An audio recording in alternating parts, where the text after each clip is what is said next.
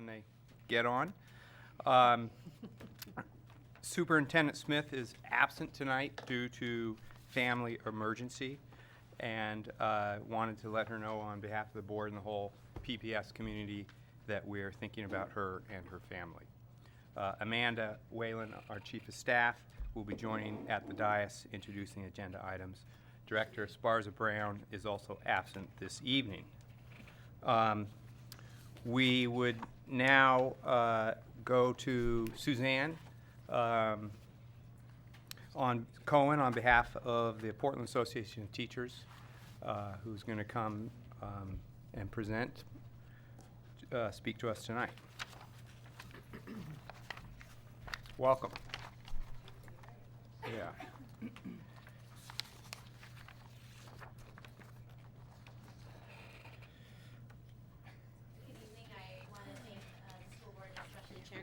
For giving us time on the agenda tonight. I am Suzanne Cohen, the PAT Vice President, and I'm here as a part of a team effort with the PAT Advocacy Committee, which I'll tell you just a little bit about in a minute.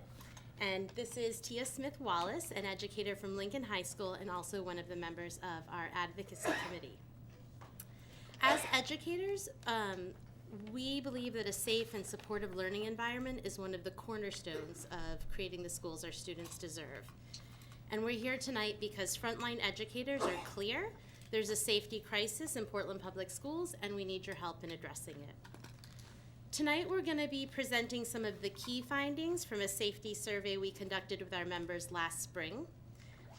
But the most important result is right here. More than a third of educators believe that their school environment is unsafe. This figure is even more disturbing when you consider that in 2014, as a part of the National TELS survey, only 14% of educators felt their school environment was unsafe.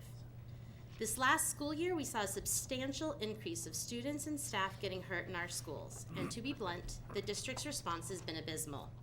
How many concussions or trips to the hospital will it take for PPS to address the very real safety issues in our schools and give us the resources we need to deal with the problems we face? As a part of our survey, we gave respondents space to write open-ended comments in each section, and we'll be sharing some of these comments with you as a part of our presentation. I think they really drive home the gravity of the situation we're seeing in our classrooms. So here are a few of the comments addressing safety. One educator said, students do not feel safe because there is, at times, a feeling of chaos. Students who are doing the right thing do not necessarily see anything being done when others don't do the right thing. Another educator reported, I have a student with severe behavioral and emotional needs. He is in my class full-time, usually without support.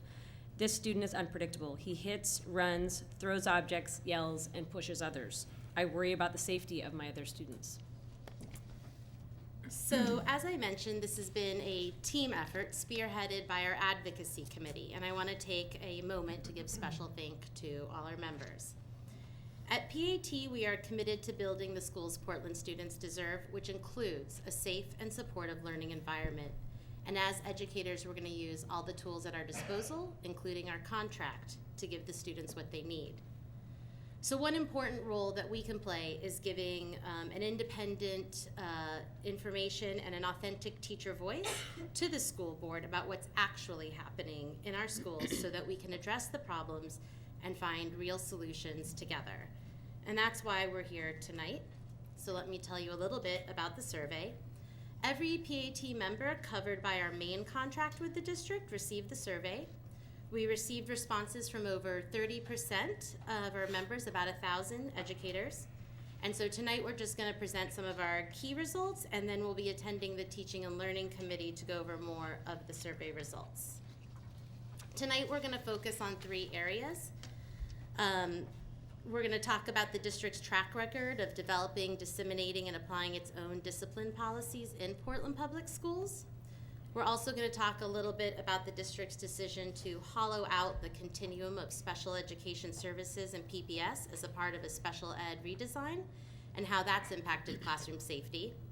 And then we can't ignore the long withstanding problem in PPS, which is the patchwork of discipline systems across the district and more importantly, the fact that most are not provided with the resources they require and are too often imposed from above, rather than being developed collaboratively in our schools. So before I go any further, I want to talk about something that I'm sure you're all thinking about, which is the connection between safety issues and our shared goal of reducing suspensions and expulsions generally, as well as specifically eliminating disproportionate disciplines for students of color in PPS. As PAT leaders, we all want to reduce the number of suspensions and expulsions in Portland schools, because if kids aren't in school, they aren't learning. And we have to recognize and address that racial disparities in discipline, not just here in Portland, but are nationwide, and the figures are staggering, and what's happening is not right. No one believes it's okay to suspend or expel Black, brown, or Native students more frequently than their white counterparts. But as we'll discuss in more detail tonight, PPS's approach, directing an arbitrary reduction in suspensions and expulsions, is starting at the wrong end of the problem. We need real supports in place on the front end so we can head off the kinds of behaviors that might trigger a suspension or expulsion in the first place. We want every student to have their individual, social, and emotional needs met. It's part of our union's commitment to building the schools that all Portland students deserve, but it requires a safe and supportive learning environment. Last week, Sarah Singer, Rick Kirschman, and Lorenzo Poe reported that PPS is on track to achieve the goal of reducing exclusionary discipline by 50% and still working to reduce disproportionate disciplines by the same margin. When asked, these district officials provided very few specifics as to how they were achieving these results. Our survey results paint a very different picture of what's happening inside our schools and offer some insights into why and how the number of exclusionary disciplines reported by the district continue to decline.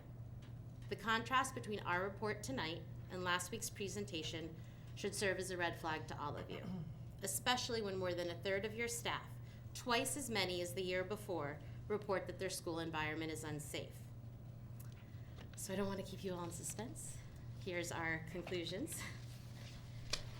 First, PPS is doing a poor job following its own rules and the PAT contract, which 3 of you that served last year voted to approve. This problem runs from top to bottom, including spotty work by the district, disseminating district-wide policies, developing school-based discipline plans, communicating standards to educators, and consistently applying discipline standards with students. Second, we're seeing a big problem stemming from the district's special ed redesign.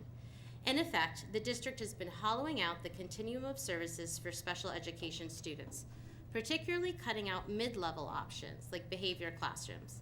This has left educators and building administrators with options at either end of the spectrum, such as a more restrictive placement or mainstreaming students without necessary supports. It's not fair to our students, and it's contributing to unsafe classroom conditions.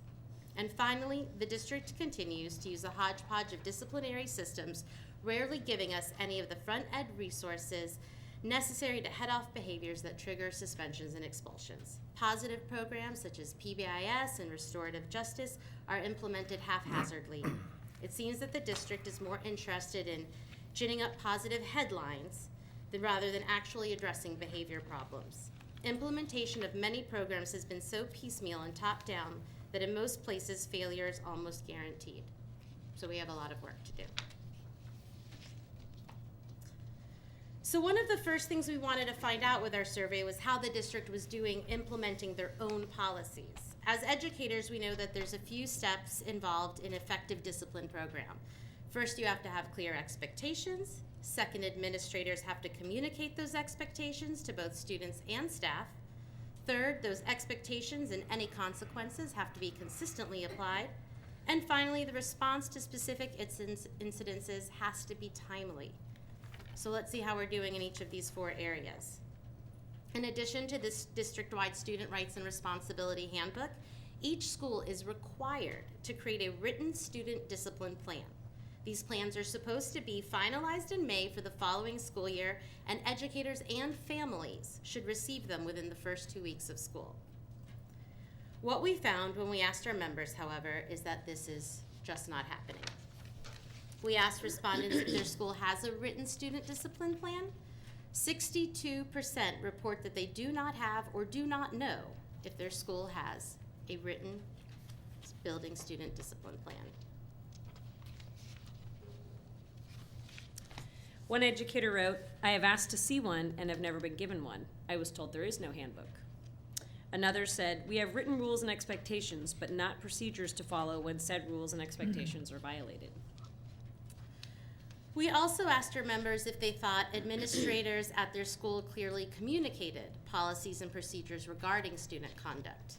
Given the previous slide, it probably won't surprise you that half of our members do not believe policies and procedures are clearly communicated.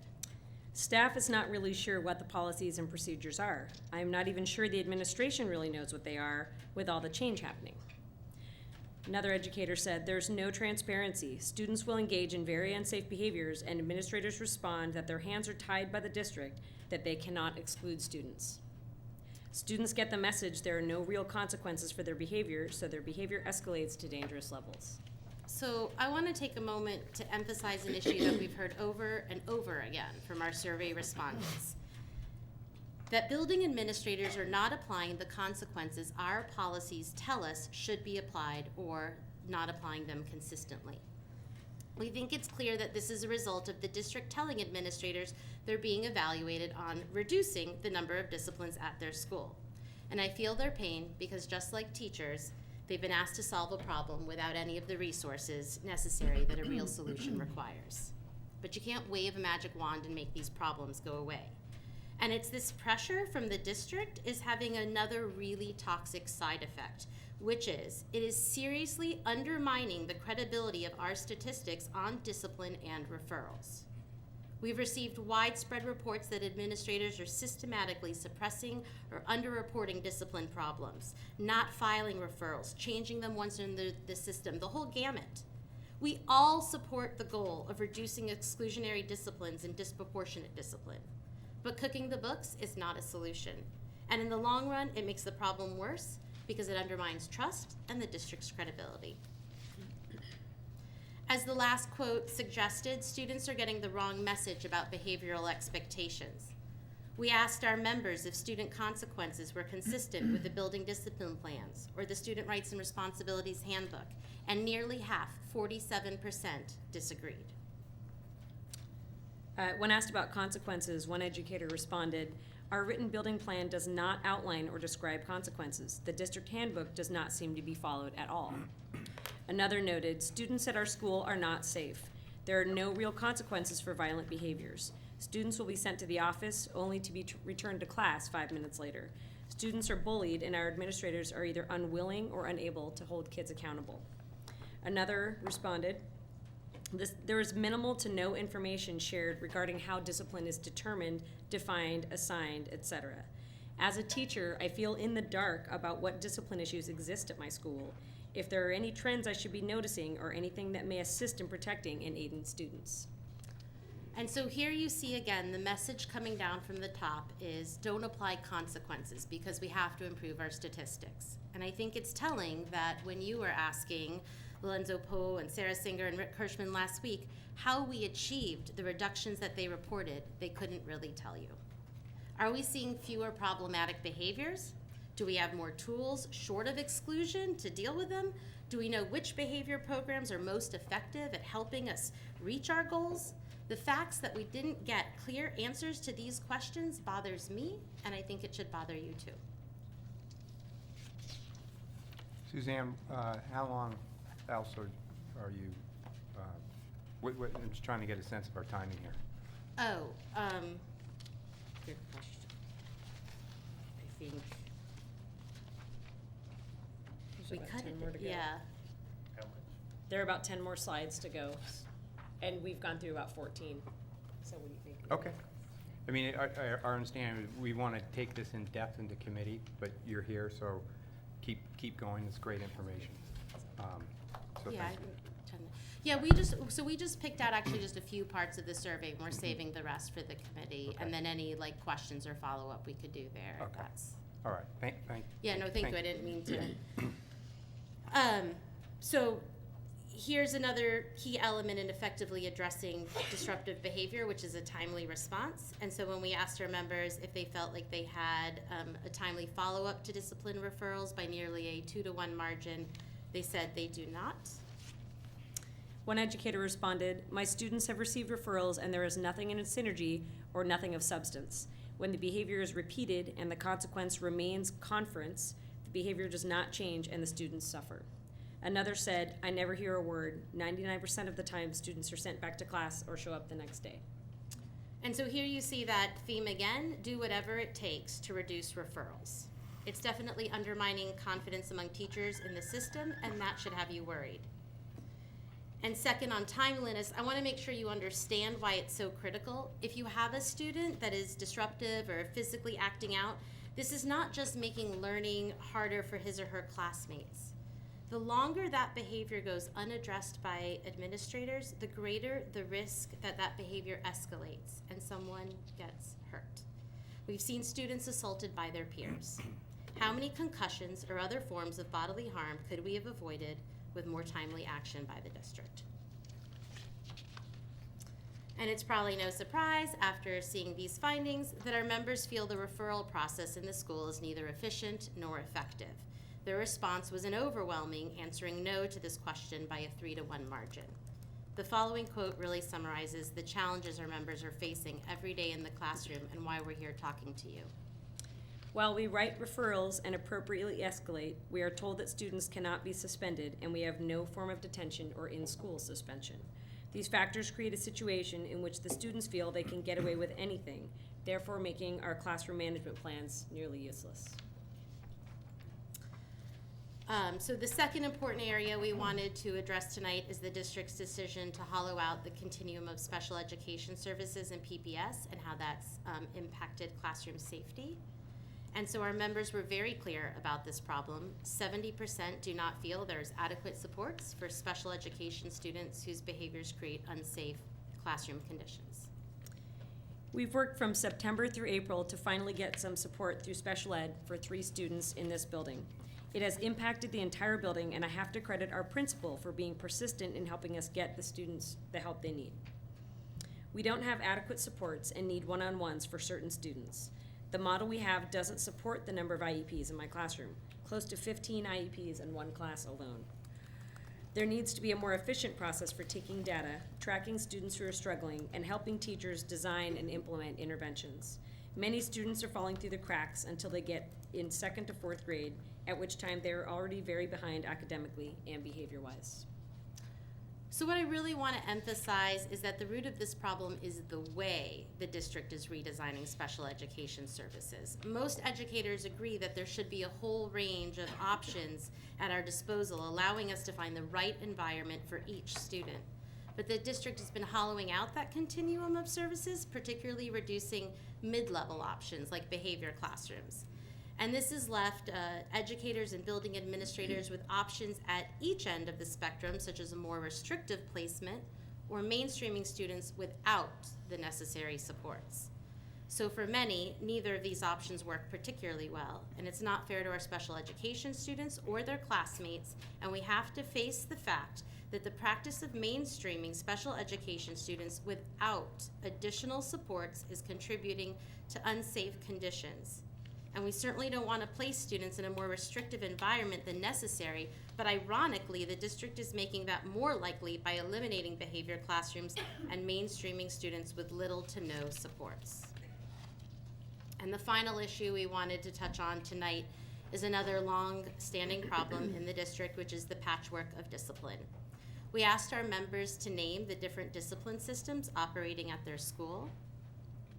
And as you can see, there was a wide variety of discipline systems that work in the district, with PBIS and restorative justice as the most commonly identified.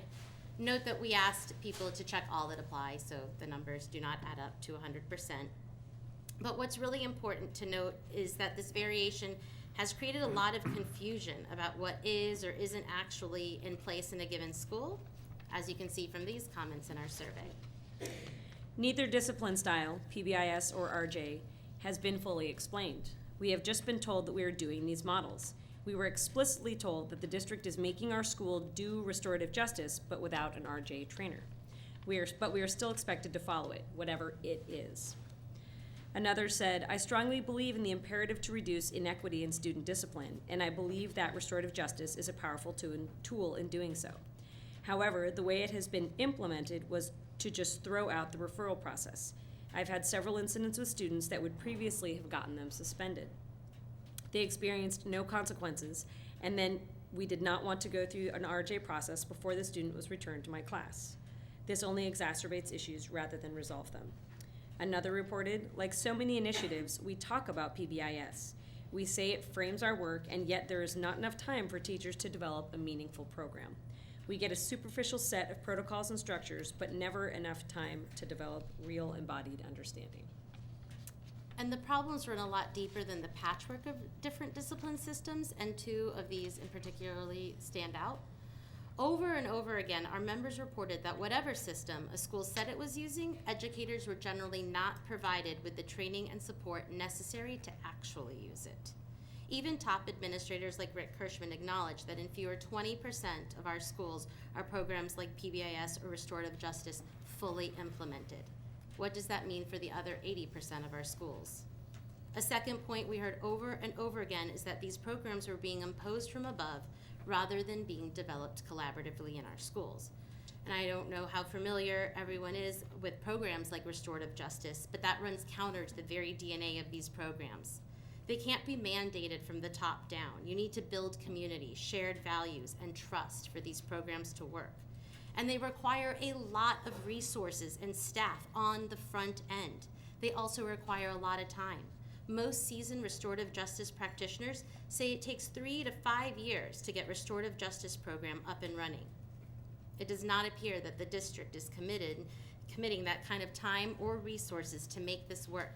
And as a school board, you should be very worried about this kind of cynicism seeping into our schools. It corrodes trust, and it makes real change even harder.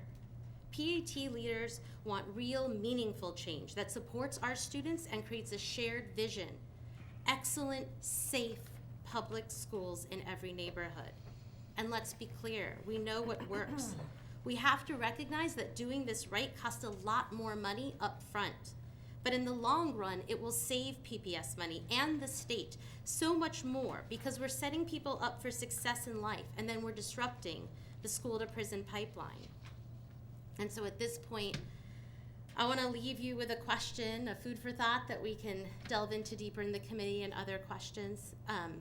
But do you feel that you know what PPS has done differently to achieve the results presented to you last week? And let me just close by saying that as educators, we will never stop working to create safe and supportive learning environments for all our students in all our schools. But we know that we can't do that by wishing away the very real problems facing some of our students or minimizing the resources required to do this effectively. We look forward to working with you and the district on solutions designed to support both our students and our teachers. Thank you for your time. Sorry if that took too long. Thank you. Appreciate it. And this will go in more depth to Steve's learning and teaching committee. And I know that the superintendent and her team is working with you on these issues as we go forward. So totally appreciate it. Okay, thank you very much for your time. Thank you. Thank you very much.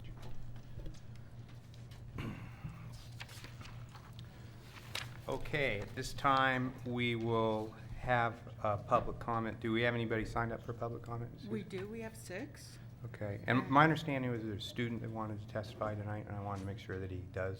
You want to do that now? Yeah. Michael Yeah. Ioffe. Yeah. Okay. Come on down and testify.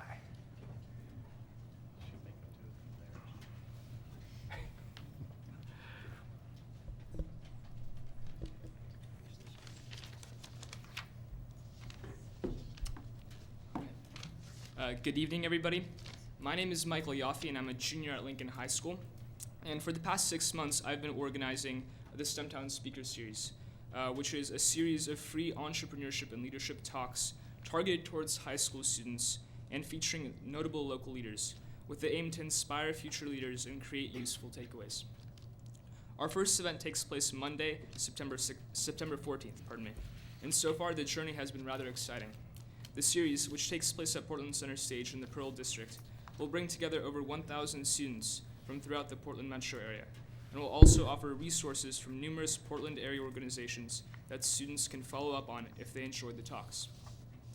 This series is also part of an effort to connect our education with the world at large, because when students get to see the application of their education, it makes learning that much more engaging. I cannot stress the importance of resources and the importance of experiences enough, which is why I strongly support partnering with local organizations and institutions for the betterment of students. Unfortunately, I'm running this series on a total budget of $50. Even though it requires a multitude of expenses, including but not limited to event space, promotion, t-shirts for volunteers, domain names, nonprofit registration expenses, security, and transportation for students. So far, I've been able to cover a majority of these expenses with donations and sheer goodwill on the part of many volunteers. But the two items that we're having the hardest time with are security, to ensure that every student attending has an enjoyable and safe experience, and transportation for PPS students that might not have a convenient way of coming and attending this valuable learning opportunity. The reason I'm here today is to inquire if the school board and district as a whole would be willing to step in and work with Stumptown to make sure that every student in the district has access to this valuable resource, and to ensure that the series is beneficial and successful for every student involved. Thank you. Thank you. Thank you for coming. Thanks. And if you could check in with Roseanne Powell, who's our board manager over here, so she can get your contact information so we can get back to you. Thanks. Perfect. Thank you. Thank you very much. Our first two speakers, Greg Burrell and Lisa Kane.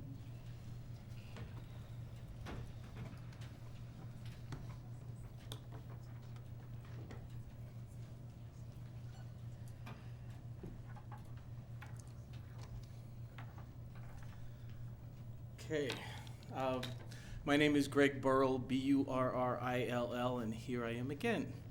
I just want to remind you, I had a speech prepared, but after hearing Suzanne Cohen's, I have to say something totally different. I want to remind you that whatever the problem, they all have causes, and we really need to find the causes. If we spend any time trying to figure out who's to blame for any of this, that's just time that our children aren't going to have effective schooling. This past spring, I spoke about forgiving. If there's anybody to forgive, let's just do it and get it over with, right? Because what I want to say is, I have watched, even though I haven't been in the room, I have watched every board meeting from beginning to end at least once. I'm really enjoying listening to you get to know each other. I'm really happy to hear Director Rosen and Director Anthony, who've been active in the school system for years, and the knowledge and perspective they bring. Director Constam and Director Esparza Brown, I love the questions that you're asking and the way you're participating. I hope that the vision that we are trying to see for Portland Public Schools coming back isn't marred by reaction to crises. You know, I love the things that are happening, and then when I watch some of the things that you have to deal with that are in place from prior boards, and I see you trying to not let it interfere with the vision of building our school system back. So I'm really happy about the good things that are going on, but I do want to remind you that this report that you just heard presented, it has to do with why I no longer go to some of the schools that were my favorite schools to go to. I am going to go again this year to see what's happening, because I can't wait to get back and help students at some of the places where some of this chaos is going on. I'm just going to not use my entire 3 minutes, and thank you very much for your attention. Thank you. Thank you. Hi, my name is Lisa Kane, K-A-N-E, Lisa spelled the regular way, and I am teaching now at Woodlawn Elementary School, Woodlawn K-8, after having spent 15 years at Abernathy. And I would like to echo what Greg is saying, and that it's time to really look deeply at what's underneath and above and around these problems that clearly exist. And I'm here to give you sort of a personal touch on what it is that I've noticed in the difference in the places I've been. And pretty much wherever I am, I think about the 3 S's: structures, systems, and supports. And I'm going to speak today about one student who came to our school district as a kindergartner from a very restrictive placement, looking forward to an education that didn't have those restrictions, and sat in a meeting with parents and with people from both our district and multiple systems that supported this little child. And what was clear and abundant to me was that what was in place for him previous to our district in order to build the successes that he was beginning to experience were not going to be in place in our school. We had no discipline support outside of our learning center teacher. We did get a singular person, but this was an EA that was able to help. But we had no classrooms available to de-escalate. We didn't have so much as a closet available to de-escalate a student who needed quiet, safe space. We had no way of we don't have gates on our facility. Our playground, we spent time after time chasing this student around because we had no way to keep him safe other than holding him down, which is not acceptable. At the meeting where we were told it would be 6 to 12 weeks to effect a placement, and we had 7 months of trying to keep this child safe. And I was part of the safety plan, holding the door shut while he tantrumed across the hall. That's not, and he was never suspended to my knowledge. That's not success. My sister once tried to bake banana bread, and she used molasses. The recipe called for molasses, and she used soy sauce because it looked the same. It didn't taste the same, and it wasn't banana bread. And I think it's really important that we ask ourselves what the ingredients are to safe, effective supports for our most vulnerable students, because they are not uniform, they are not equally accessible, and they are not the things that are leading to what we see as reduction in discipline. Thank you very much, and I hope that this is something that we look seriously at. Thank you. Next, we have Jerry Walker and Julie Barnes.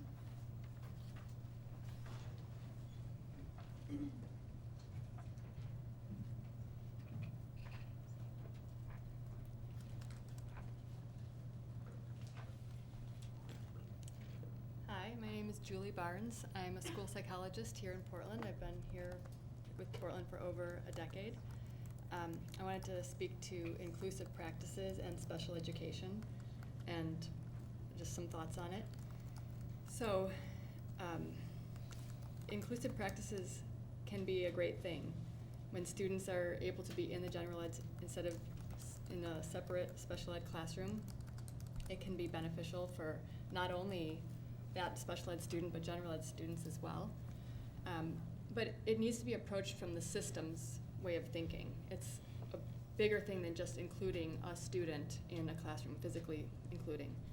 And some districts that have done it successfully have used things such as team teaching or co-teaching, or smaller class sizes so that the teacher can address and serve the needs of not only the included student, but all the general ed students as well. These things, of course, require the funding, the support, the training, and thoughtful implementation. So I wanted to highlight this with an example from one of my schools. We have a kindergartner and a first grader that have Down syndrome that are included in their general ed classes. They have paraprofessionals. They each have a paraprofessional with them or a one-on-one throughout the day, and they're doing okay. They're able to be included. But when you look at the bigger picture, the systems way of thinking, the school has been assigned 2 paraprofessionals, and one goes to one student and one goes to the other. Well, last year, the kindergartner, the first grader was a kindergartner, and we also had 2 paraprofessionals. So now that there's 2 students who need the same services, we still only have 2 paraprofessionals. And so that effectively means we have a cut in the services. That other body that used to be available to help all the other students is no longer available. But that's inclusion, so it's inclusion at the cost of some, or the cost of many, to make it happen for those two students. So I just wanted to sum up that inclusion can be a wonderful thing, but it needs to be approached from the bigger picture way of thinking, thoughtfully supported, funded, training. It can't just be the physical placement of a student in the general ed. So thank you for your time, and thanks for considering the way that we are approaching it. Julie, I had a question. So I didn't know if I was tracking that correctly. So if you had a kindergartner and a first grader, and they each had their own educational assistant. And what you're saying is as they move up through the grades, it's a loss to the grade they just left because that classroom no longer has the educational assistant? What I meant is that last year we had a kindergartner only. Right. And so we have 2 paraprofessionals for the school. So the kindergartner had one. I see. And then there was another person who helped all the other special ed kids, and even some others. But I see. you know, she helped dozens of kids a day. So the paraprofessional was working with other kids with special needs. Now you have 2 kids with special Right. needs. So we and still you don't have somebody that can float. Right. So on paper, our absolute number of paraprofessionals has remained unchanged. We have 2. We had 2, but we now have two students who require one-on-ones Right. throughout the day. Yeah. But if you didn't have those 2 students, you'd still have 2 paraprofessionals, depending on the population in your school. It that depends. Had those needs. Yeah. But now I understand what you're saying, so that was really helpful. Thank you Thank you. very much. Our last 2 speakers, Diana Collins and Aubrey Paginger.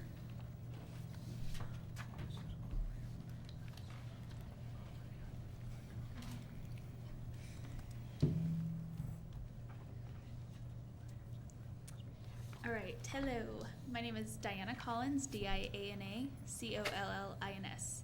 Thank you to each of you for your commitment to serve and be willing to work towards real solutions so we can provide the best quality education at Portland Public Schools. I understand that the federal and state governments have mandated that exclusionary discipline and suspension numbers need to be decreased. And in PPS, we are meeting our goals. And although these numbers are fantastic for our district and state government, as a teacher on the ground floor, I think we are accomplishing these goals in a way that's not acceptable for our students. We are doing it without intentional strategies or systems, and I'm really worried about my students. Let's talk about George Middle School, whose numbers dropped by 80% in discipline incidents.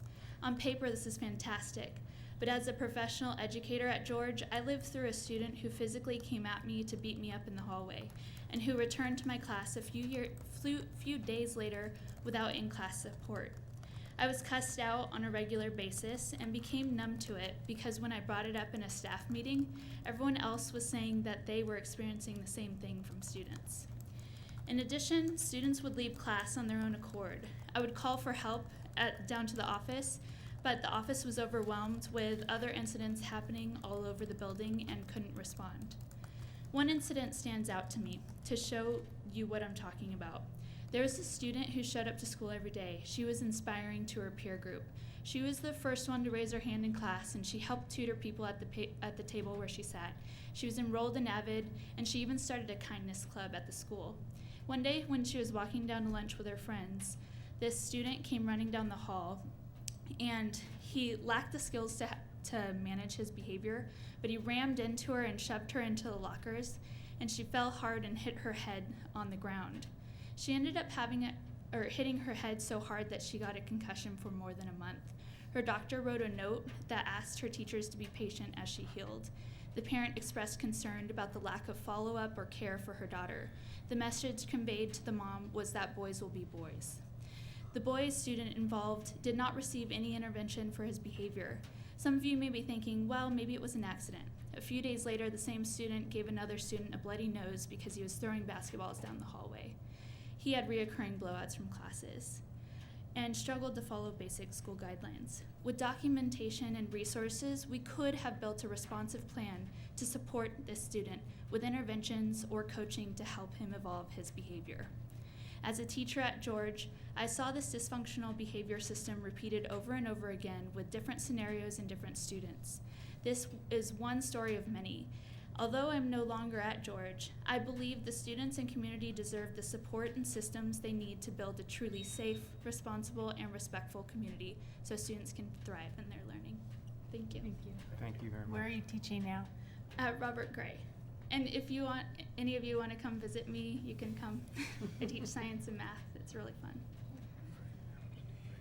Good evening, ladies and gentlemen of the board. My name is Aubrey Pagenstecher, Pagenstecher, and I teach kindergarten at Woodlawn School in Northeast. I'd like to welcome our new board members. Thank you all for the hard work that you do on behalf of our students, families, and educators. And then, as a side note, I would like to thank you for funding kindergarten assistance. I cannot tell you what a difference it is already making in our classrooms, and it's going to make a huge, huge difference for our students this year. So thank you, thank you.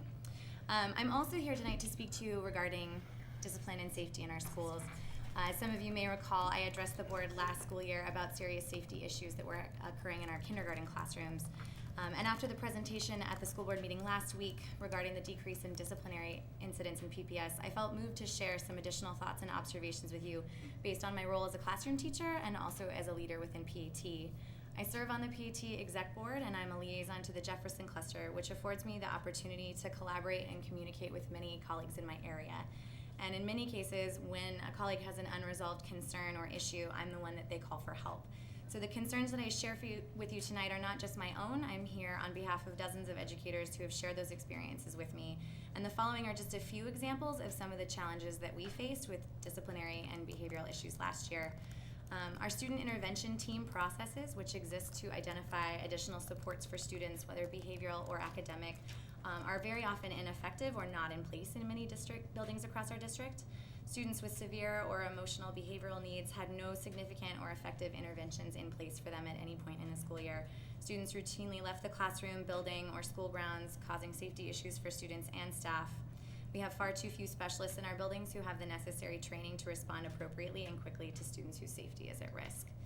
Restorative justice is referenced as an intervention for many behavioral incidents. However, RJ is not a synonym for having a one-on-one conversation with a student and then returning them to class, but this is too often the practice in many of our schools.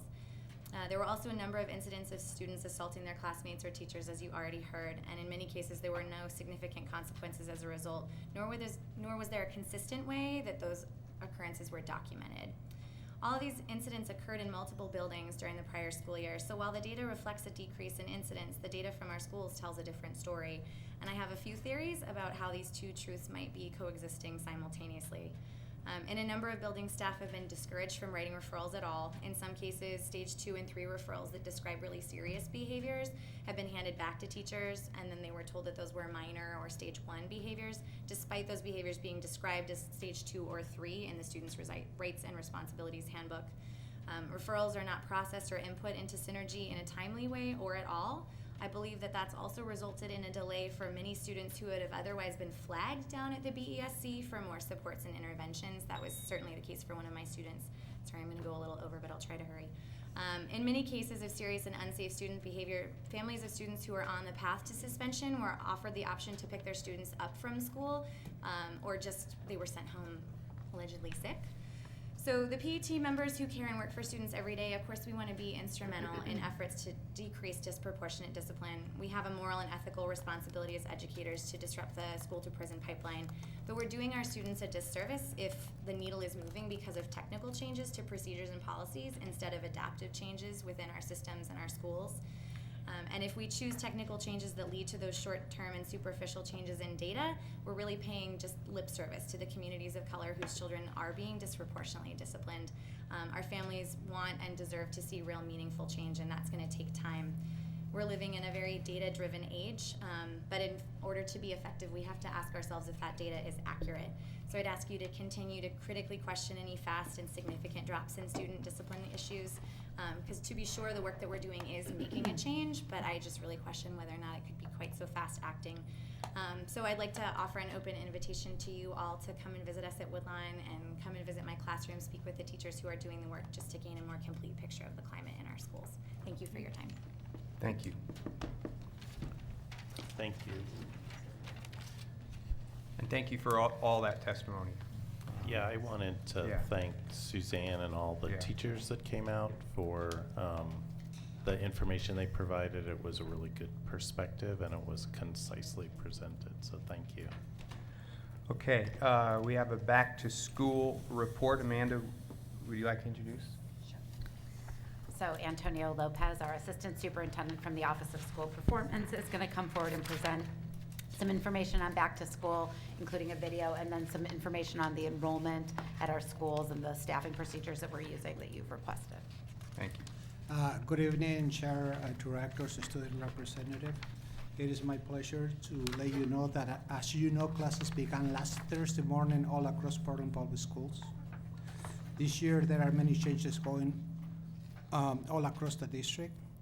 One of Portland's public school biggest school, Franklin High School, began the new school year away from their original campus and are now located at the Marshall campus for the next 2 years.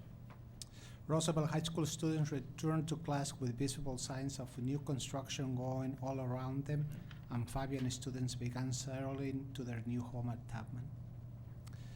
Superintendent Carol Smith and School Board Amy Constant joined faculty and parents at several schools Thursday morning to greet the students as they returned to class. Also on Thursday, I had the pleasure of meeting Director Rosen at Len School. Here is a quick look at the first day of school in case you missed the excitement.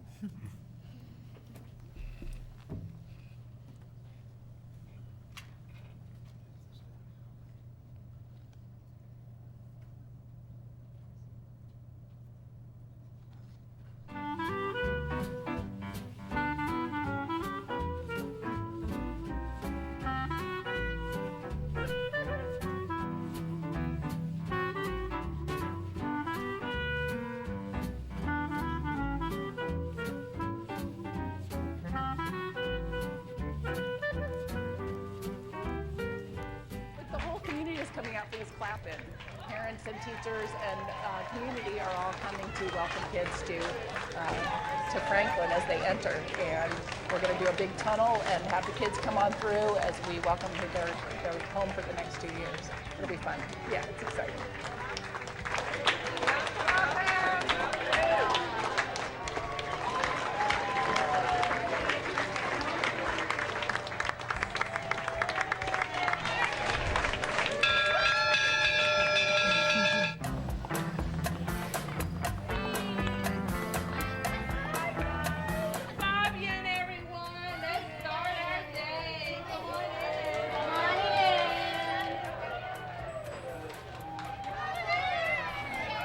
We're at Fabian at Tubman. Today is the first day of school for our first, third, fifth, and seventh graders at Fabian at Tubman. We are so excited. Our kids are coming in with smiles on their faces, and they are loving our bigger building and are looking forward to our move back to Fabian in 2017. I like, I like how it's bigger, and I like all the new teachers that are joining. I'm here today at Fabian, the first day of school, welcoming the students, saying hello to parents and the commuters in general to make sure that they know that we have school buses now coming in and out, students occupying the streets, and make sure that everyone is safe. So happy to be here and volunteering. It's the first day of school. It's so fun. I know. Go Bulldogs!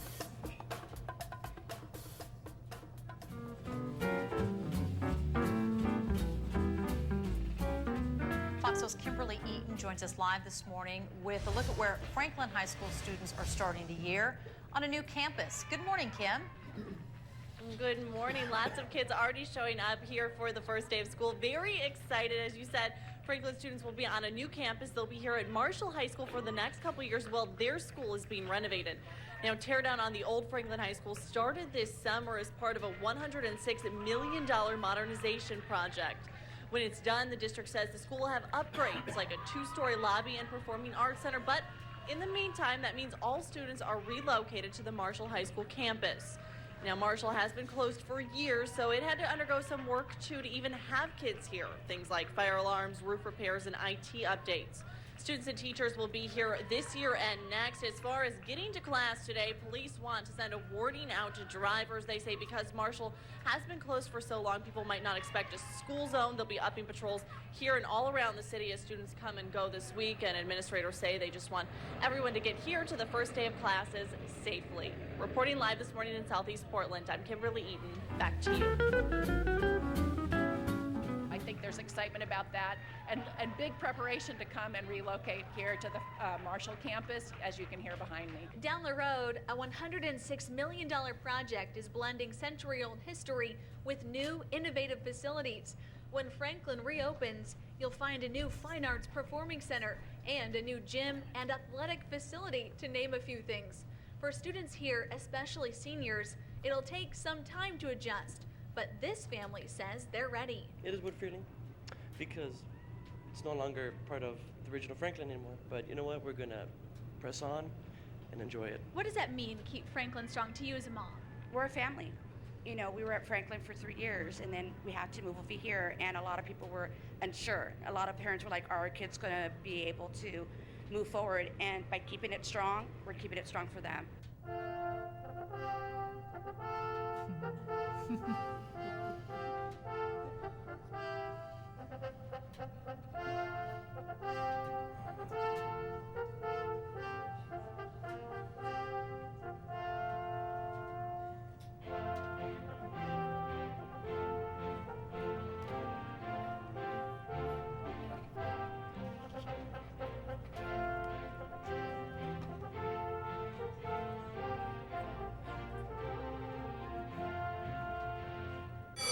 I heard that this might be the greatest freshman class that Roosevelt has ever seen. So I said, good morning, everyone.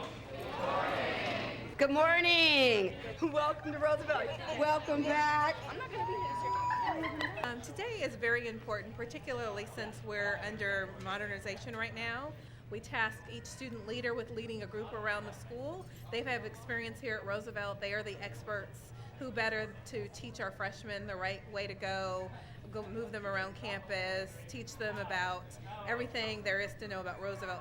They need to know what's going on with the school. Like, it's construction, so we need to be aware of what classes we have to go to. So far, we went to the library. Right now, we're in the gym. My name is Mr. Smith. I'm the athletic director here at Roosevelt High School. We have just basically 2 main rules you have to abide by. No food, no drink unless it's water. We've got some dust, we've got things out of place a little bit, but that's why we're here to say it's okay. Over here where there's all construction is the old gym, so basically that's the reason why we have that. I was glad to have the opportunity after I got my own kids off to school to come out and welcome our students and thank them for their patience and their excitement about the whole process of the rebuilding of the high school. Our students are going to have more space. We're going to have awesome programming here from our STEM, our athletics, academics. We've got the full package out here in North Portland, and we're very excited about it.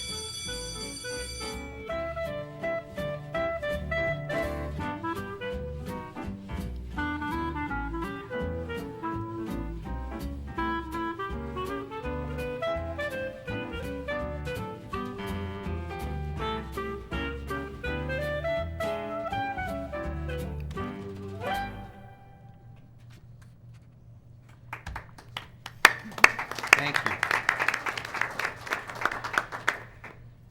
Thank you. Okay. Antonio Lopez is also going to give you, as I said, an update on enrollment and staffing at now in the fall. All right. So I'm going to ask Shay James, Senior Director for the Office of College and Career Readiness, to join me, and David Wine, Deputy CFO and Budget Director, for this presentation. I just want to acknowledge while Shay is coming up, I want to thank you all for responding to this inquiry, which came from the board. I think we asked for more detail on enrollment updates than you were anticipating, and you pulled it all together. We're really interested in making staffing adjustments as urgently as possible. So thank you so much for doing what it took to pull this together. Well, thank you. It is our pleasure. So we're going to start with just the timeline, so you have a sense of what has been happening and where we're going. On early March, that's when schools got their initial staffing.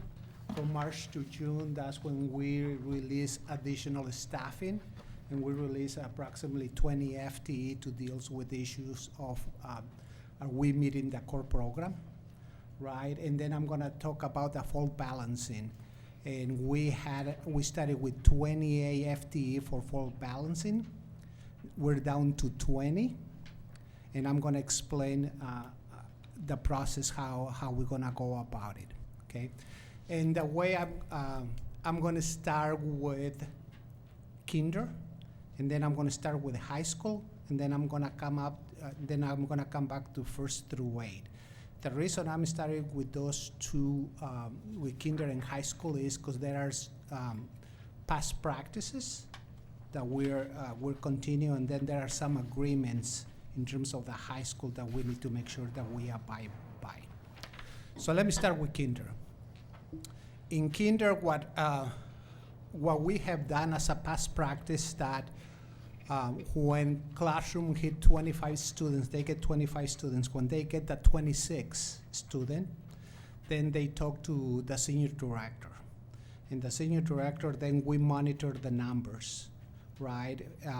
For example, if the students, if there are 26 students, we might allocate a educational assistant. But if it gets to 30, then we start thinking about maybe a teacher, so we can divide the classroom, the 30 students, into 2 classrooms. So those are the trigger points in terms of the conversation that is happening in the schools and the senior director in regards to class sizes. What we have done, and we continue to monitor, is that those kinder classrooms that are over 30 kids, we have allocated, in some of those, we have allocated teachers. Last week we allocated teachers, and I will tell you which schools. And what we have right now is we have some classrooms that they have large class sizes, right? That we're like I said, we have allocated some FTE. We're monitoring others. But we also have quite a few schools that they're under-enrolled, right? So we have some schools, like Fabian, right, that we allocated 3 teachers, but when we look at the numbers, there were like 18 kids enrolled. The reason that it's 18 kids enrolled is because some of the schools are under construction. So we know that some of the kids will be coming back and parents will be enrolling them. That's why we want to wait until we do the first physical count, because what we don't want is to start taking teachers from schools that are under-enrolled and then finding out that later on the kids are coming back. The first physical count is this Thursday, and we already have some ideas where we're gonna need additional FTE and when we can do some adjustments. So it is about responding to the schools whose enrollment is high, that we need to figure out what we're gonna do, and also for the schools that are under-enrolled, how to make sure that we don't pull them out early, then later on the kids are gonna show up. So that's in terms of the kinder. Those are the hydraulics that we're working with, right? And how to balance so the schools that have over-enrollment, they get the support, and the ones that are under-enrolled, we don't prematurely pull teachers out. I'm gonna go to the high school. In the high school, we've been in constant conversation with principals in regards to in regards to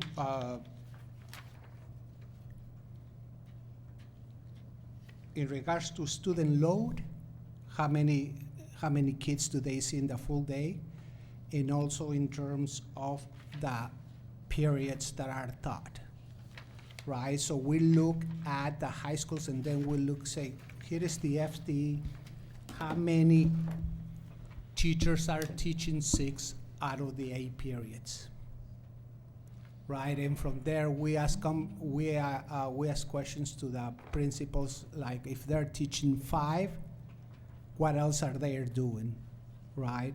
So this is the conversation that we're having with the high schools, and we want to make sure that they get what they need, but also for us to understand how are they the staffing, how are they doing the staffing for their schools. Those are the dynamics that we have. We released yesterday, we released 2 FTEs to 2 schools. We're looking at the 3rd school, and we're looking also at the number of students that are showing up. That's why that Thursday physical count becomes really important, because what happens in high schools is that students roll over from last year to this year, from 9 to 10th grade and to 10 to 11, right? And we want to wait to look at the first and the second count to figure out how many students actually show up. So in terms of this, those are the 2 ones that, like I said, we have a practice, and the other in the high school, those are the ones, the agreements that we have in terms of class load and periods taught. Then once we address those 2, we will come back to the 1st through 8th grade, right? In those, we're monitoring. Like, for example, today, the senior directors, they met, and we have about 15 schools that we have a good idea that they're gonna need additional FTE, and we're ready to deploy that FTE. We're gonna wait on Thursday to make sure that we verify that the numbers are accurate. So out of the 20, we have about probably 13 FTE that we're pretty sure that we're gonna have to allocate, because there are some classes where there are 33 kids that we need to find ways to support them. And like I say, if there are less than, for the 1st through 8, we look when you get to 30 kids per classroom. Then we start figuring out, is that a EA, instructional assistant that we can put in the classroom, or a teacher? Okay. Antonio? Yes, sir. I just want to see if I'm tracking this right. So you did send out 2 FTE? To high schools. And where did they go? One went to Lincoln, and the other went to Cleveland. Okay, that's great, because they're really bursting. Okay, and then are you saying that right as of now there are a total of 20 FTE, 20 teachers that are available to deploy? We have 20 FTE for the full balancing. But the one question I have about that is, you're talking about making a position available to them. They'll still have to hire the position, right? Which will Some of them, yes. If it is, for example, the kinder, what we do is, if we know that the students are not gonna show up for a school that is under enroll, we can make some decisions to move the teacher from this school to this school. Okay, got it. For the high schools, they might have to hire from somebody depending on the availability of people with that endorsement. Okay, thanks. So these are the schools that we sent a FTE the last week. We sent to, so you see the schools. The other hydraulic that we have to think about, like for example, Glencoe. We had a teacher for that schools, but they don't have a space. So space is also an issue in terms of the capacity of the building to be able to hold another. So those are also things that we consider. So in this situation, like Glencoe, we send IEA. The additional, there is the 2 high schools that I was talking about. What I want to show also, if you can you move the next one, is these are the patterns of enrollment fluctuation that we're seeing, that we also monitoring, right? So a school might have, like I said, because the high school enrolls its students over, right? And that's why we wait for the first physical count and the second physical count to find out which students didn't show up, that we can drop them. So this is just from last year, so that gives you an idea of what are the dynamics at play. So Antonio, I was confused by that because somebody leaked this to us before the meeting, and they showed us that graph, and then they showed us what this year looked like. And what was different, what's not in the August 20th, 2014, that's what's in Synergy, but you're not showing what projection was used to allocate staff. And so when I look at that right column and you see, totals up to minus 333, it could still be significantly more students than, that were originally allocated for. Is that making sense? Right. So really So the it- most relevant number is the delta between the number that was used for allocation, budget For allocation, allocation right. and the actual, Yeah, as that's opposed to the synergy. That's Right. true. What we wanted to show you with this is the fact that there is, at the same time as there are kids coming in and being enrolled, there is also a drop-off. Sure. So we're not implying by this necessarily, as you say, the real comparison is, or one of the comparisons is, what was the number used for initial staffing, and what is the number after all of the movement? This was, as you said, we got requests for this information at relatively short notice. Yeah, So I in just the last 2 hours, as we were Right, putting things right. together, I just don't wanna we had leave this the- one to hand. So that what this shows is that there is a drop off, and once we've gone through the second physical count, we'll have more reliable numbers. Sure. And just for the people who haven't seen the data, what I wanted to say is the majority of our high schools show, at least in Synergy as of today, an increase of estimated enrollment above what they were allocated for. So Right. we are working, so to your Right. point, we are working between those 3 numbers, so. And I'm sorry, I hate to interrupt, but I do want to follow up on Director Rosen's earlier question. As we consider how long it takes to get a teacher, particularly into a high school class,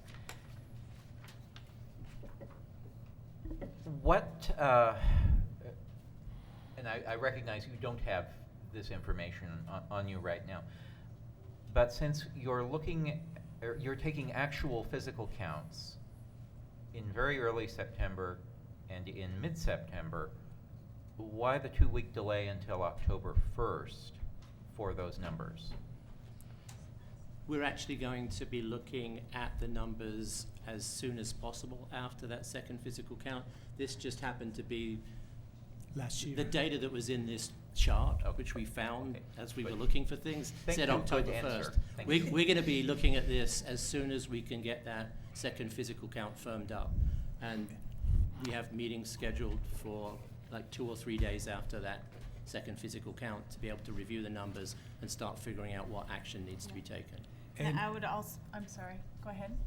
No, and actually the principles, these are some of the recommendations. The sooner that we can make that decision, so that way, because then becomes more challenging to find the teachers with the certification. So just to let you know that we keeping an eye on those numbers, and we're in constant conversation with the principals, and where the areas that we know that we have that is pretty clear, then we have allocated the FTE, and we will continue to do so like on the 4th, we will revisit against the number. I mean, on Thursday, when we do the physical count, on the 3rd, we will come back and revisit those numbers and have more conversations with the high school principals, and also with the other schools that 1st through 8.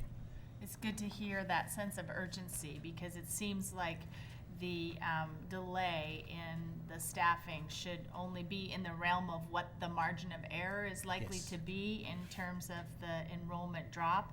And we know at least, I think Cleveland, Lincoln, and Wilson, that we have an enrollment bulge on the books now of more than 100 students. And Right. so that's roughly 4 FTE. So even if we're thinking about 3 as soon as possible and then seeing how the other shoe drops, that seems like maybe a wise strategy. Yes, totally. And we're looking at Wilson, and I think we just need a couple more conversations with Brian, because he's the other one. Those 3 are the ones that we're really looking at.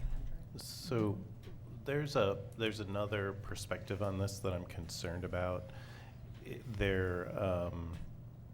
I mean, with this many more students in high schools, we have space issues. And some of these high schools, like Lincoln, I mean, we're at probably going to be around 1,700 students. It's a school that's designed for somewhere in the 900, and we had a fire, so we lost some portable space.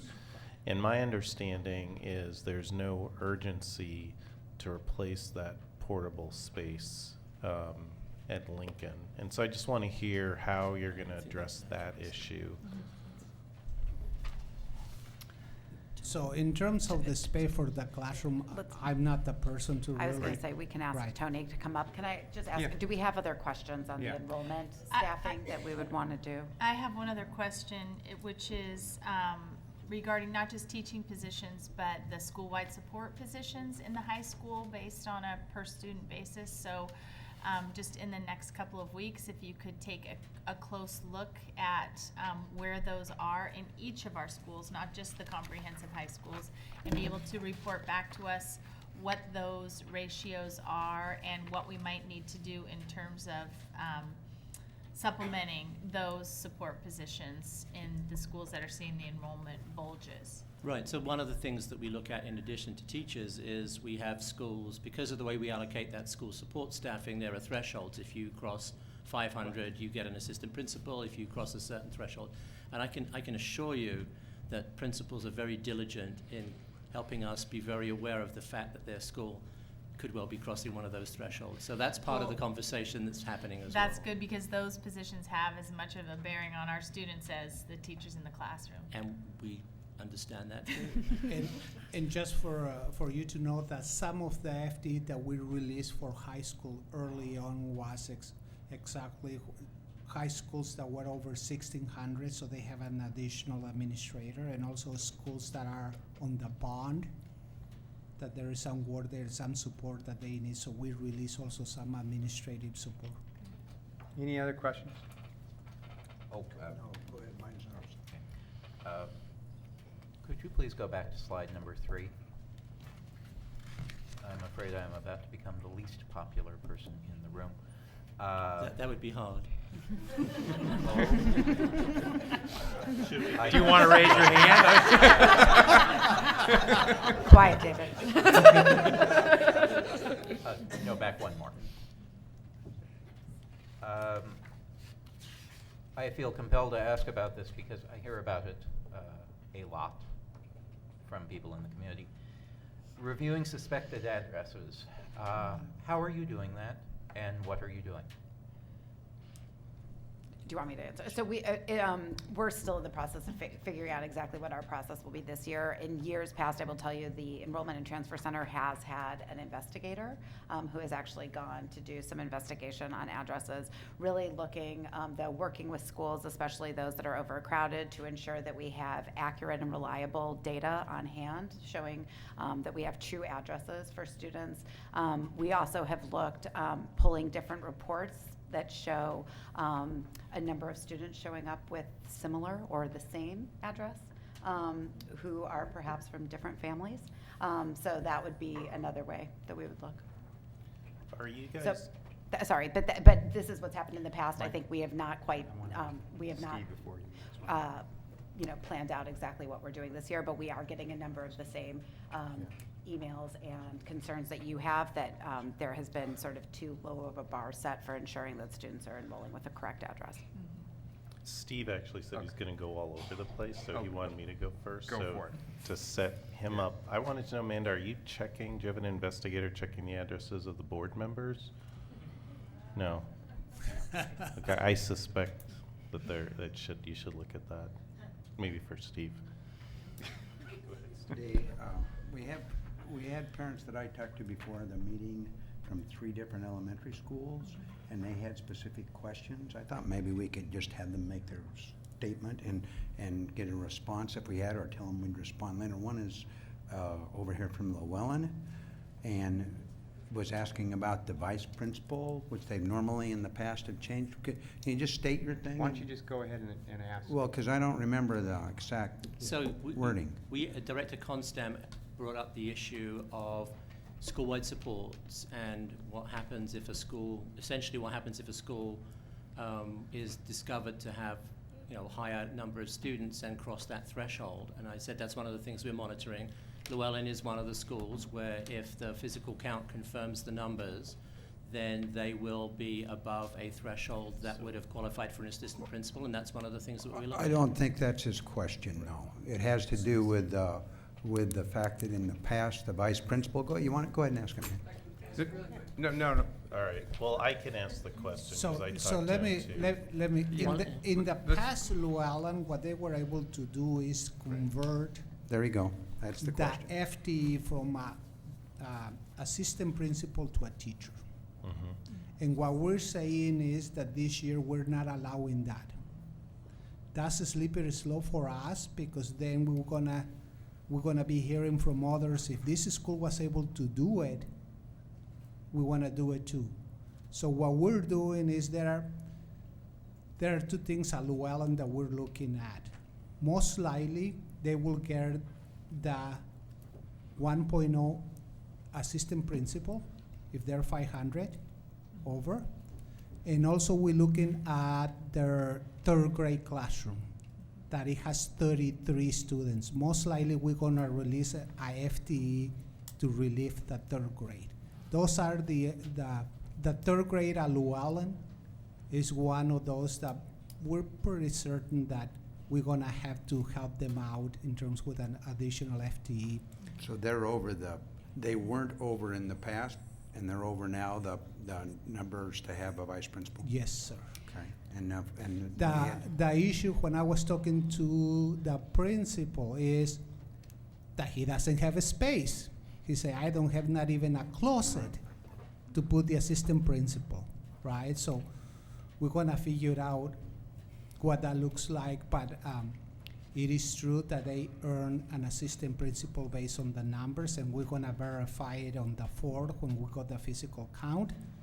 And again, the 3rd grade, that's the one that is almost certain that they're gonna get an additional teacher. And that's on top of the one that you already... That's on top of, okay. exactly. So we have about 13 additions that we're gonna look on Thursday, once we get the physical count, that we're pretty certain that a lot of those gonna go out. And I can give you a list. It's about 18 schools that we're looking. Some of those are half-time, a fraction of a FTE. So it sounds like in that specific situation, it's not as if the assistant principal is going to cost them a staff person. They'll be. Right. It sounds like they're going to be made whole. Plus, they're going to end up with an assistant principal that won't have. Yes. Okay. And then we got Forest Park, a couple mothers down here. They had was it about, you had 36 or something in the class? 36 in 2 third-grade classes. And they're in portables for 5 years because Portland never finished building our school in '98. Portables are designed for 24 students. They'll be in the portables for the next 3 years, and then they'll go to West Sylvan where there'll be even more portables for 3 more years. We got anything on that, or we need Yes, to get we are. back? For Forest Park, we're looking at that, and we have, right now on the list, we have an additional FTE that will go into that school.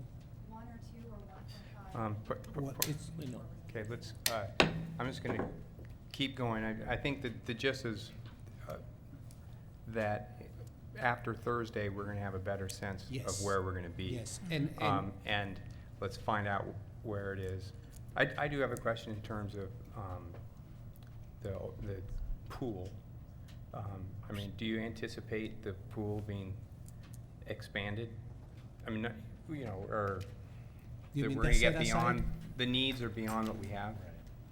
Beyond the amount of FTE. Yeah. Right now, and this is just, we have about, like I said, 13 or 14 FTE that we're thinking we might have to release after the 4th, right? And then we're looking at the high schools.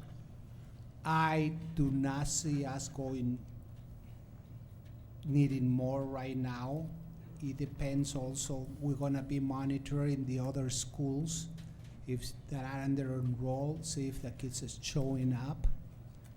And so it's hard to tell you, but right now we feel pretty good Okay. with the numbers that we have. And we can So- keep you updated on that as we're moving through the process. So it would come up as an issue, Amanda, you ended up needing more than the Absolutely. people that you have Yep. this FT available. Yeah. Yes. And this Then year, that would cost money, obviously. Right, yeah, sure. And my last, oh, I'm sorry. and this That's why year, it's up there. what we did different is teachers that don't we work for free. released early on in the areas that we know. That's why we ended up with only 28. The previous year, we had 38 or 40 FTE for fall balancing. So we realized that principals need to know early on if they're gonna get a FTE. So this past year, in this year, we released more early on. So that's. My last question was, can you speak to Saban? Got something in Saban that's going to? Yes, Okay. it's on, It's on the list. on the list, First grade? It's on the list. right? Saban's I on mean, the I list. have the list that I can give you a copies and the FTE that we were thinking. Okay. It would be helpful to be able to tell people that we're Right. looking at it because we are receiving communication from Okay. people in Right. those Yeah. schools. So I Right. think So- I think it's safe to say that we're looking at all the schools across the district, and that we'll, and as Antonio said, that after, so Friday, when we have all the numbers in, we'll be able to give more information on the decisions that are being made. And I know you guys are moving faster than you have in the past, and so I want to say that I appreciate it, and I think it'll make a big difference, so.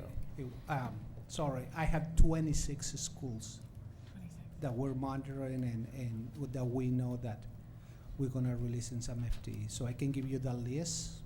Okay, and then I would say that anybody from schools that are here, make sure you talk to Roseanne, who after Thursday or Friday will get right back to you, and CCS as well on the solution. So thank you. Yes. Thanks. I think one of the things that we still have to look at is the portable situation. I mean, we condemn the portables, and which is okay to do, but if you've got a school like Llewellyn last year, which could have moved a class into the portable, I taught the portables for 20 years maybe. Not so bad if you get a decent portable, but the problem that we have is that the city won't let us put in a portable which will take care of overcrowding to help out. And they want, well, they will, but it's $500,000 to do it. And it's way too much. You can do portables way less expensive. Across in Vancouver, in the school district I worked in, Evergreen, they had all sorts of portables, and they had portables because Washington won't let you build beyond your capacity for what you have right now. In other words, you can't build a school for a larger capacity in the state of Washington beyond what you have. So the first thing that happened, I was in a brand new school, first thing that happened is they brought in 8 portables. Well, that's not good. But if you've got Llewellyn last year and they could have put a portable out there for $60,000 or $70,000, we could have done that, taken care of that. We could remove the portable, move it. It's not like we can wait 50 years on some of those schools to make sure that we build a new school for them. And Steve? we need to look at that. You've brought that point up before, and I think it's a good one. I'm going to send it to the Operations and Budget Committee, because I think we should do something yeah. about it. Operations budget. Yeah. I like it. Okay. Well, I thought we were gonna have Tony come Right. up And and yeah, talk about absolutely. this. Yeah, Okay. so that's why I want to get to that point.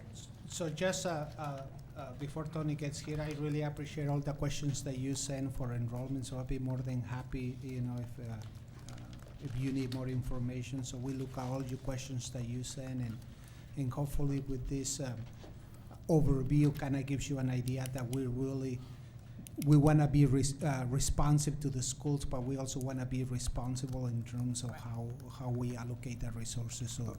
I do have one last question for you. Yeah. Just a clarification. The kindergarten, we get to 26, and we really are looking at it to make Yes. changes, is that right? We're But looking. First grade, did we used to have a system where we went? If you No. got to a certain number in the first grade, we've never had that? Not that For I some know. reason, I had misunderstood that, I guess. And so, if say you get to never. You can't 30, say then we never. look at it. If you get to 30, we look at it? Is that? I can't say never, Director Buell, but in the last 12 years. Well, I only go back to 1975, so maybe they had it then. You have an advantage over me. Yeah, there. they In- might have in- had it back then, and I think they did, but, There were a lot of things different in Yes. 1975, including our whole funding system.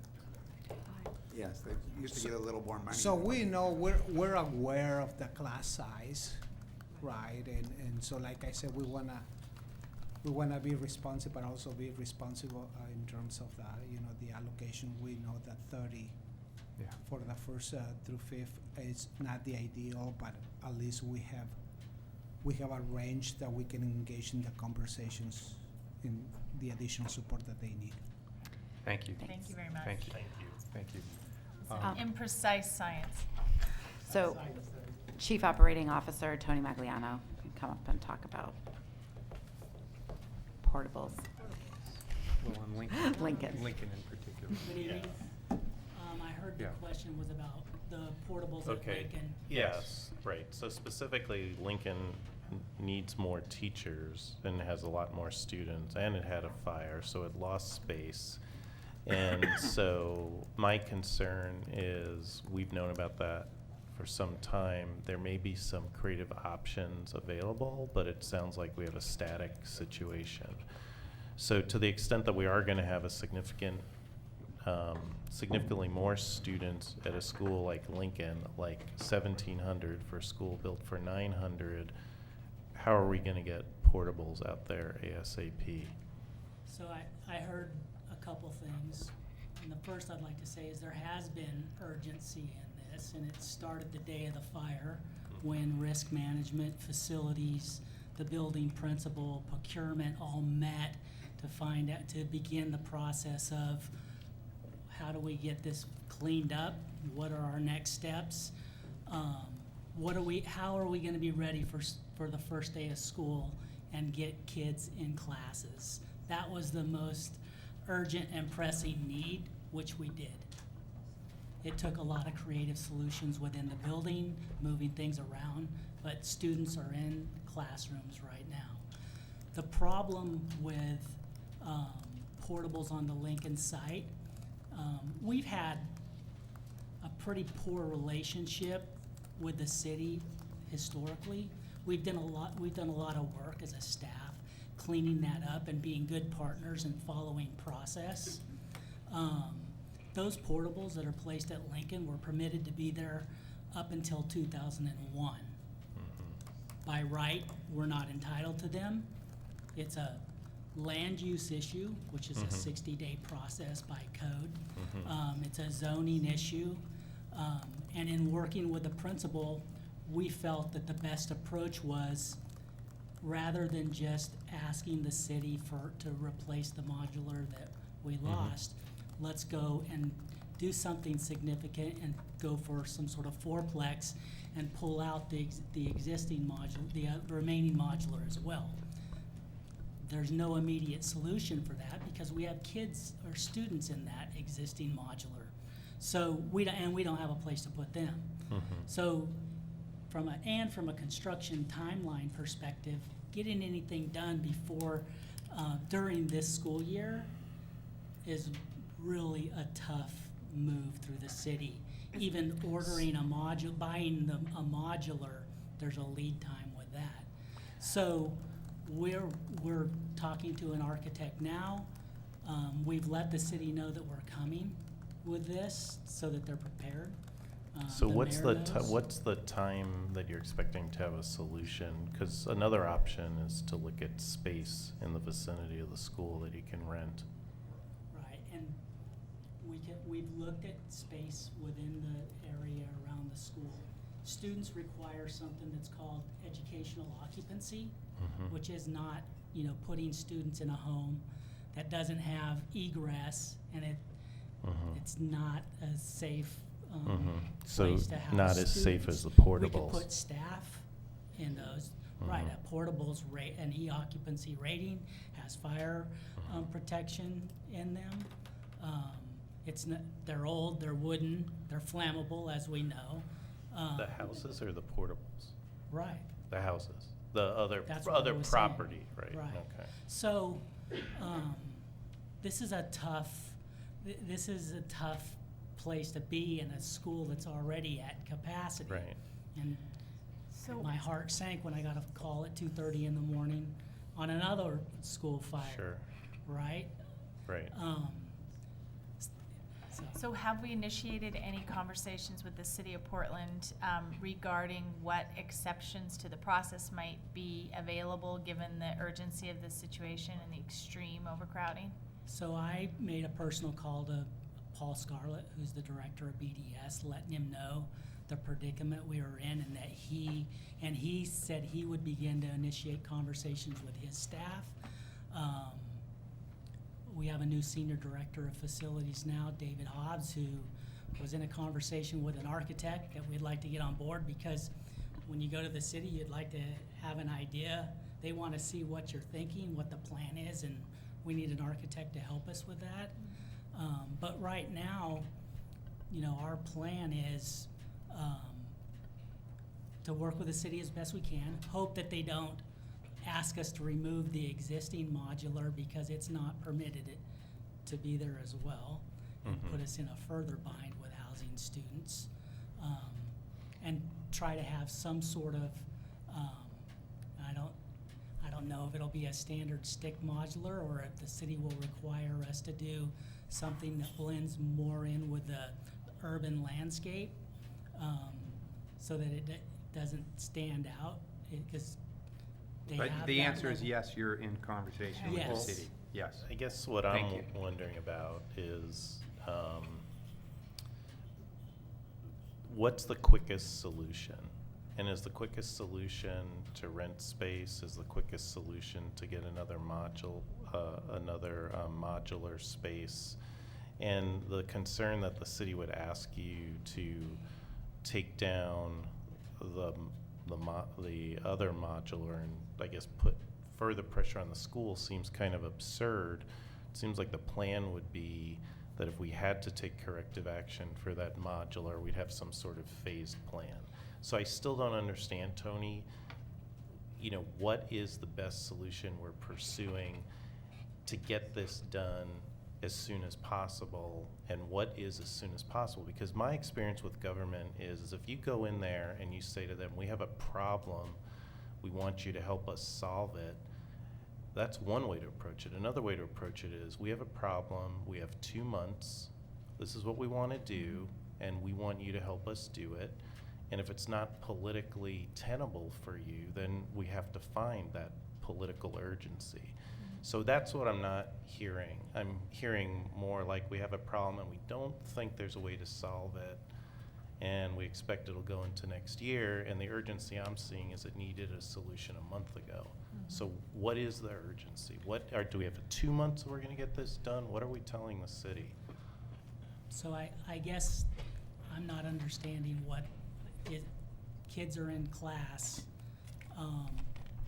Are we trying to add more teachers to the building and we need more We're adding more classrooms? teachers because we have more students. The problem is that you have a school designed for 900 students, you have 1,700 students, probably, and you're down a significant amount of space because of the fire, which Right. of course, is out of our control. And so in terms of sort of like, there's a limited number of space. So if we don't have any more space, we have new students and we lost space, that means someone's being crowded somewhere, and somewhere in that building, there's a condition that's not converted conducive space. to learning. Well, I'm skeptical. I guess. That was actually the case even prior to the loss of the 2 additional classrooms. Right, so it's sort of like the problem's just continuing to compound. So it seems like you have to have new space. So what's the quickest way to get the new space? How do you put pressure on the city to be flexible? And what's our goal? Well, I think the best way to be, put pressure on the city is to have a really good methodology and plan to implement and not go in there not knowing what you want to do. Right, that I agree. Right? So what do we want to do? That's the work we're doing now, getting an architect on board, working with an architect on what are some reasonable designs that we could take to the city to get to meet their all their code requirements, Sure. permitting requirements. Yeah, and all I would say is if getting a design takes X amount of weeks, but getting a portable and putting pressure to get permitting, and that's going to be adequate because the need is so great, I want to know what the risk analysis is.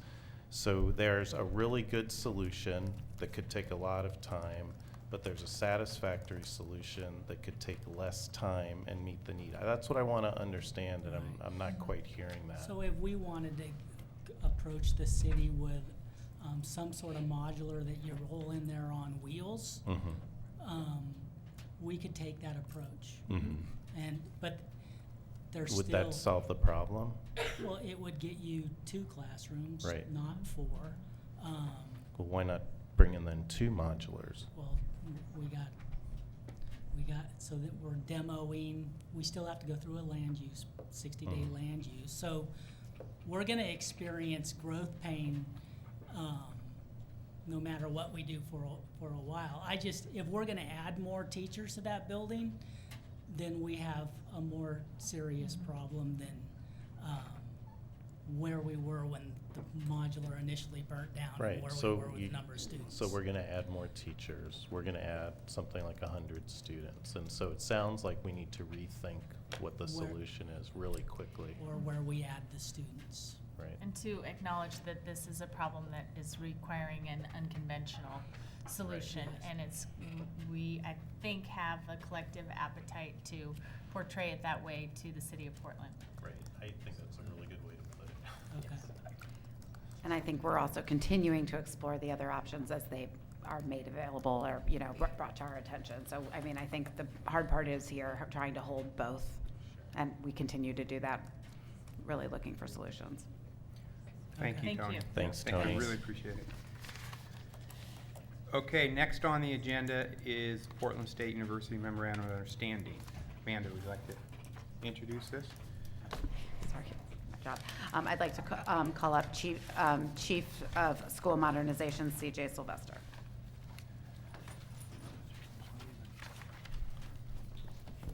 Welcome. Thank you. See up the PowerPoint here. My name is CJ Sylvester. I'm the Chief of the Office of School Modernization here at Portland Public Schools.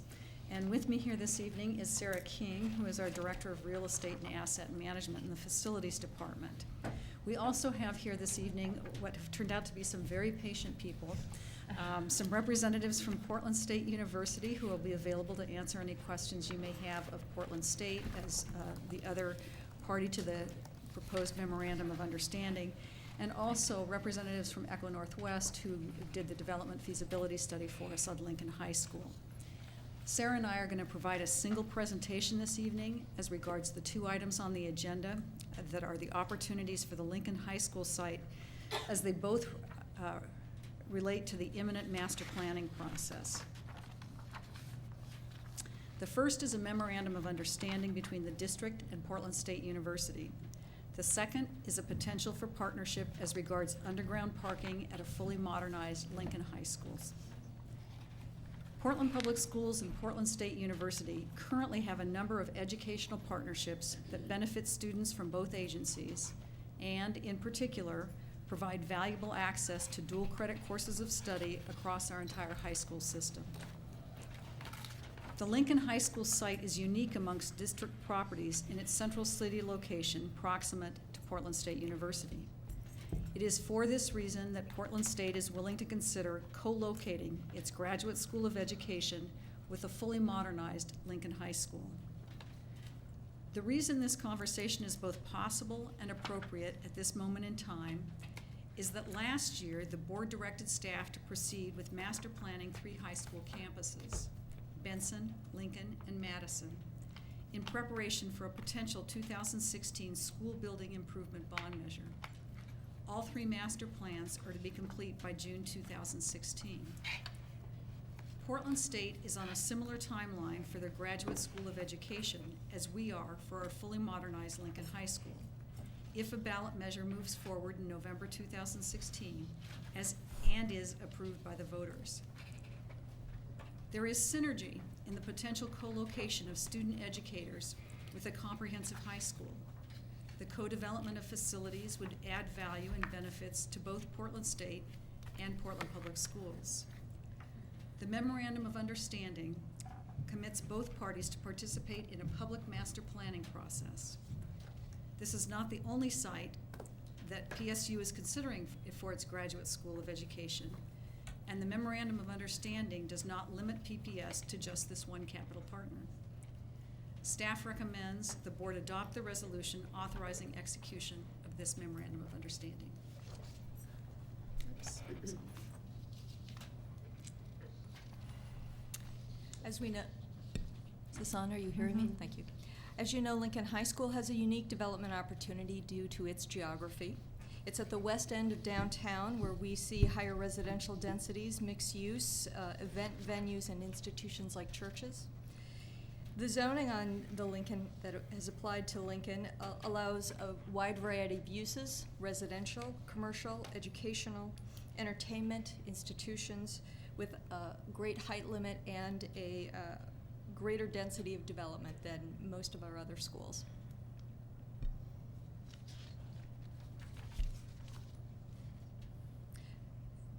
So we have potential to do something on Lincoln High School that we may not see possible at other school sites. In order to better understand what is financially feasible on the site prior to starting the master planning process, Echo Northwest undertook an analysis of redevelopment potential on Lincoln. The study conducted to identify a range of options: housing, hotel, office, and parking, and looked at the development horizon of the next 4 to 6 years. The study made several assumptions. First, that Lincoln High School will be rebuilt along 18th Avenue. And the reason for that is that moving the school to the west end of the site allows us to swing students on site during construction. PPS retains ownership of land. As the study indicated, ground leasing is a better financial deal for Portland Public Schools than selling, and that the modernization of Lincoln High School may include Portland State University Graduate School of Education. We are considering a partnership with them. The study looked at several scenarios: additional sports facilities along the 14th Avenue frontage that's made available if we build the school on the 18th, along 18th Street. Maximizing developable land, looked at 2 scenarios: full block scenarios, which totaled 40,000 square foot total, and 2 half blocks of 20,000 square feet. A third scenario included underground parking garage. Underground parking is very expensive. It's about $40,000 per space. And we know that the bond cannot cover underground parking. However, we also know that there's significant demand for parking in the area and that we may have potential partners willing to fund a parking garage. So the study looked at the opportunity for developing one level of parking for approximately or between 600 to 1,300 spaces, giving Lincoln all the parking that it would need, as well as offering parking for the greater area. and we would look to others to pay for that lot.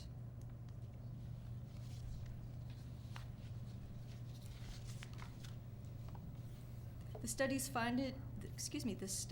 findings concluded that partnering with PSU and for parking maximizes land for education and athletics. Structured parking provides Lincoln parking benefits, as I just stated. Ground leasing offers better return than selling, and some private development is feasible along 14th Street. The study also noted that waiting for property, that there was no sense of urgency in developing along 14th Avenue, and that delaying would, as property values rise, would only benefit Portland, PPS in the future. So staff's recommendation, given what we saw in the report, is that we partner with Portland State University to explore location of a graduate school of education on the Lincoln High School campus, that we land bank parcels to retain the option for future private development along 14th Avenue, and that we activate the building frontage along 18th Avenue through educational uses. As CJ said, we have representatives here from both Portland State University and Echo Northwest who can help answer any questions that you may have. Thank you. Questions? Do we need a motion or anything else before we get going? No, I think we can ask questions and then have a motion to have a discussion.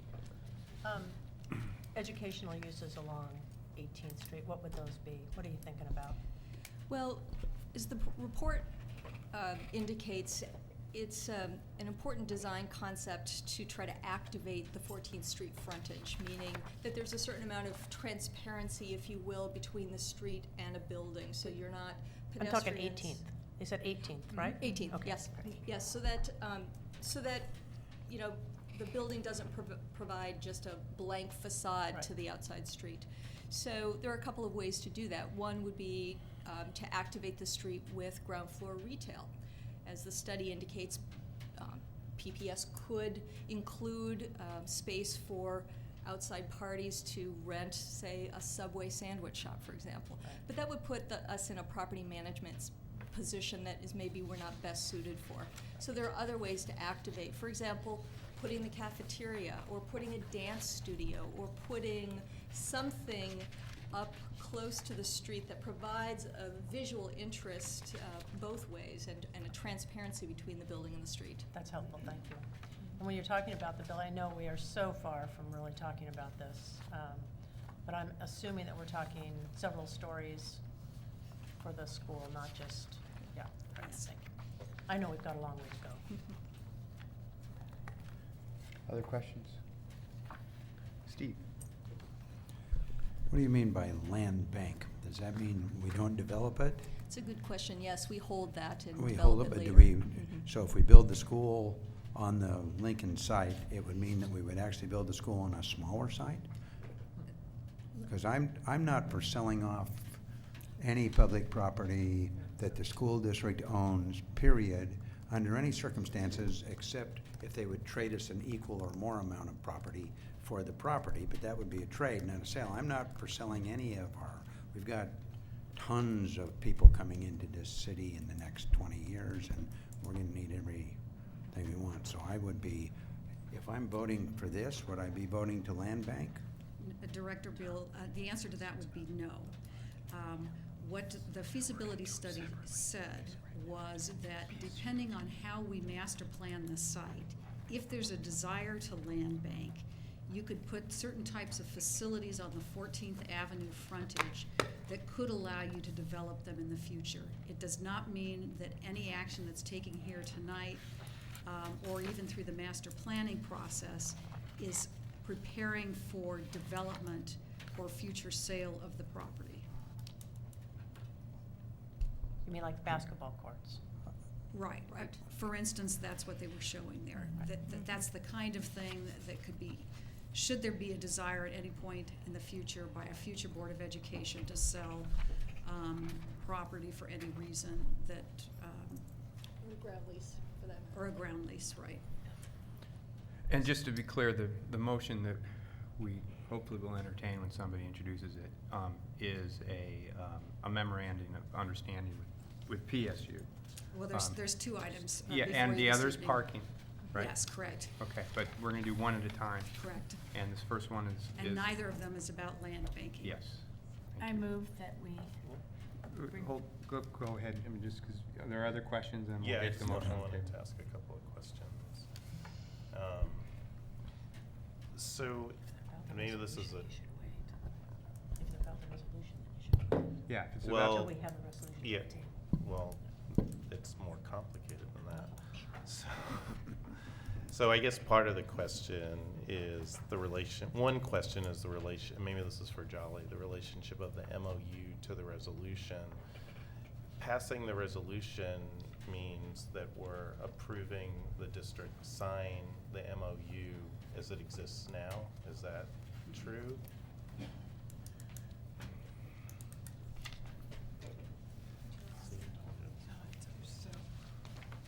That's not complicated. You don't think so? That's officially not No, but complicated. it's a good question. Yeah. So in this case, yes. The answer is yes. That the MOU that we would execute would be what's in your board packet. Okay, and so if we had comments or questions about the MOU language, we can ask, we can ask questions about that. Sure, tonight. Okay, Sure. yeah, okay. So, People from PSU are here. yeah, well, yeah, and I don't, whoever needs to answer the question's fine with me. So there were a couple of things in the memorandum of understanding, and it's in the understanding section. And so when I look at item 3, PSU's Graduate School of Education, blah, blah, blah, and other potential areas of collaboration will be considered in the master plan along with the district's educational specs for comprehensive high school. And what I'm trying to figure out is this isn't exclusive to PSU. I mean, there are other partners that could come in and would have the same access as PSU has. So I guess the question is, does the memorandum of understanding establish some exclusivity for PSU in terms of a partnership of this kind of magnitude with Lincoln? No, it does not. In Okay. fact, item 4 under understanding specifically says, nor does it preclude the district from entering into MOUs or other forms of agreement with additional capital partners for the Lincoln site. Okay, and so I'm not being facetious, but if that's the case, then why do we need an MOU? Why can't PSU just walk into the master planning process off the street like anyone else? Because this is about them providing capital investment to the project. This is If it's built. There's no That's- capital investment in the master planning process. We're That's- paying for that. That's correct. But in the absence of a memorandum of understanding between two public agencies, Mhm. it is unlikely that one public agency would master plan for another public agency without an explicit documentation and agreement between the Okay. two parties. But so then just to clarify that, PPS is paying for the master plan. That's PSU correct. is allocating staff Correct. to the master planning process. So I don't understand how that comports with what you just said, because it sounded like what you said is that PSU is investing money in the master planning process, and they're not. They're investing staff resources. That's correct.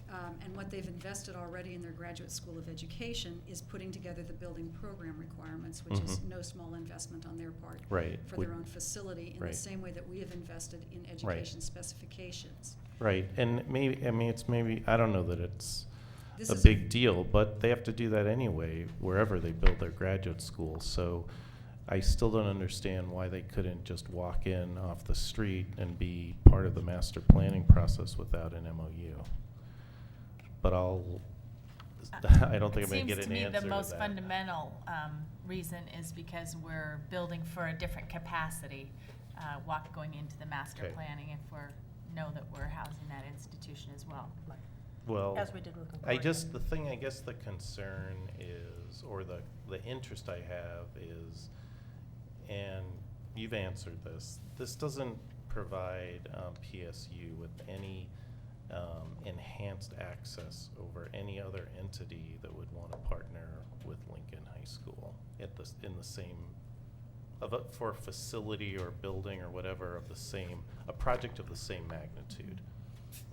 No, although I'm not certain exactly what you're talking about, enhanced, Meaning if somebody walked into the master planning process and said, hey, I want to build a graduate school for something else, or I want to have an undergraduate component, they would have the same kind of access If that it was PSU if it was a capital partnership, the first thing we would do is establish a memorandum of understanding with them. Okay, so this doesn't. We do not have people walking into the master planning process and saying, I'm thinking that I'd like to build a $10 million building or Sure. a wing of the building for this But we have purpose. people in the community that are interested in figuring out how PPS can do a better job of partnering with a ton of other people in the community that have maybe different visions than PSU. So that's why I'm asking. The first thing to do is for any potential partner to sit down with a PPS staff and we start working on Okay, this and level so of- that can happen. Yep. Even with this MOU, somebody can come in and initiate that discussion. It's not as Absolutely. if we have some Absolutely. hook deal. So I would just like to interject for a second and recognize the work that the Lincoln Long-Term Planning Committee has been doing over a series of years. And this is just one of many ideas that have surfaced within Right. that committee. And I was going to wait till the discussion period after the resolution was introduced to bring this up, but I guess I'll just do it now. You know, one of the things that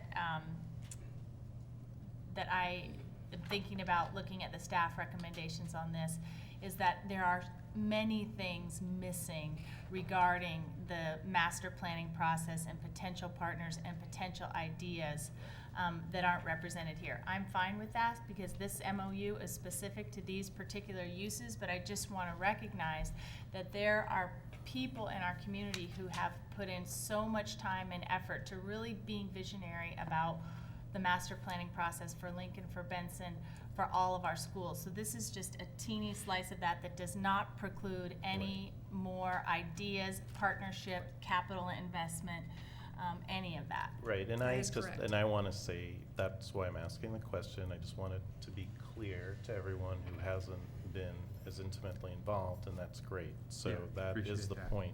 And it is spelled out, to your point, Mike.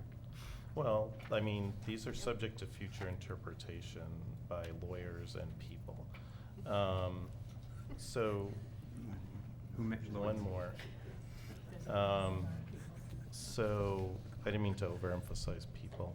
So, on number 8, PSU and the district will ensure transparency and accountability for each organization's contributions to this partnership, along with the results of planning efforts, including public component of the process. And the thing that I'm most interested in is the public component of the process, but I'm not sure what transparency and accountability means. What's your vision of how, the substance of how that gets implemented? What that effectively means, Director Rosen, is that both Portland State and Portland Public Schools staff and the agencies are equally responsible for ensuring that the public process is inclusive, it's intensive, it's extensive, that all of the material is visible, that all of the process is visible, all of the kinds of things that we normally associate with transparency and accountability in a public setting. I mean, I can say that this same language was used in the original material in our relationship with Concordia University as part of the Fabian KA project. Okay. So if that gives you some indication of what to use as a guide for how that process has Well, been I implemented. mean, I think each community and each project is unique They in are. terms of culture, expectations, and capacity. And so, while I appreciate that the Fabian Concordia relationship, as far as I know, has gone really well. I don't know that that's going to be the model for the perfect cookie cutter model for Lincoln, just like I don't know that Lincoln's public process is going to be the cookie cutter model for Grant. And one of the concerns I have is that's the go-to place for PPS. This is the way we did it, so this is the way we're going to do it. So I'm interested in understanding that that flexibility exists, because I do think that the Lincoln project is going to be very unique, just like I think the Grant project will be very unique. So that's why I'm asking. Thanks. Thank you, Mike. Any other questions for staff on this issue before we get a motion on the table? Okay. Thank you very much for coming. So the board will now consider resolution number 5140, authorizing the superintendent to execute a memorandum of understanding with Portland State University for master planning and a potential co-location of Portland State's Graduate School of Education with a fully modernized Lincoln High School. Do I have a motion? So moved. I don't know if this is the place on the language. No, this is not the Second. Okay, so Director Knowles moves, Director Rosen seconds the motion to adopt resolution 5140. Ms. Huson, is there any citizen comment on the resolution? No. No comment? Okay. Is there any board discussion on this resolution? So I just wanted to clarify, the superintendent in the resolution, the one paragraph, the Board of Education authorizes the superintendent to enter into the memorandum of understanding. It's not, we already have the memorandum of understanding. Why wouldn't it just be the attached memorandum of understanding? It's kind of confusing to me. It says okay, so the question is this going to be negotiated further, Jolly, or the one in the board packet's the final version of the memorandum that's going to be signed by PSU and PPS? What I understood CJ to just say is that this is the final version of the MOU. Okay, so then why wouldn't it be referenced in the resolution as the one to be signed? If that's not specifically clear, hold on, I'm just trying to pull up the resolution. So that's typically the way that the business agenda is. I'm sorry, it's just not coming up here. That's typically the language in. Right, A instead of the, and the would be is attached. So, The wrong one. Sorry. No, that's okay, that's okay. I mean, it's just. It's a specific, I mean, I think Mike's got a correct point, so maybe you can help us with the wording that specifies It's this So it is, memorandum. I mean, it is the memorandum. Okay. So how would we word that in the resolution to make it specific? So if you want to say, the memoranda attached to the business Yes. agenda, if you want Yes. to Yeah. introduce an amendment to the resolution is what you would do. Yeah. And then the board Okay. would vote on the amendment to the resolution. And then Okay. that would be what. Mike, you want to do that? So. Could I interrupt? Yes. The motion is for the MOU, correct? The motion is, we're considering PSU. You're not considering the next resolution? Correct. Okay. Yeah, thank you. So the motion. So would you like to make a motion to amend?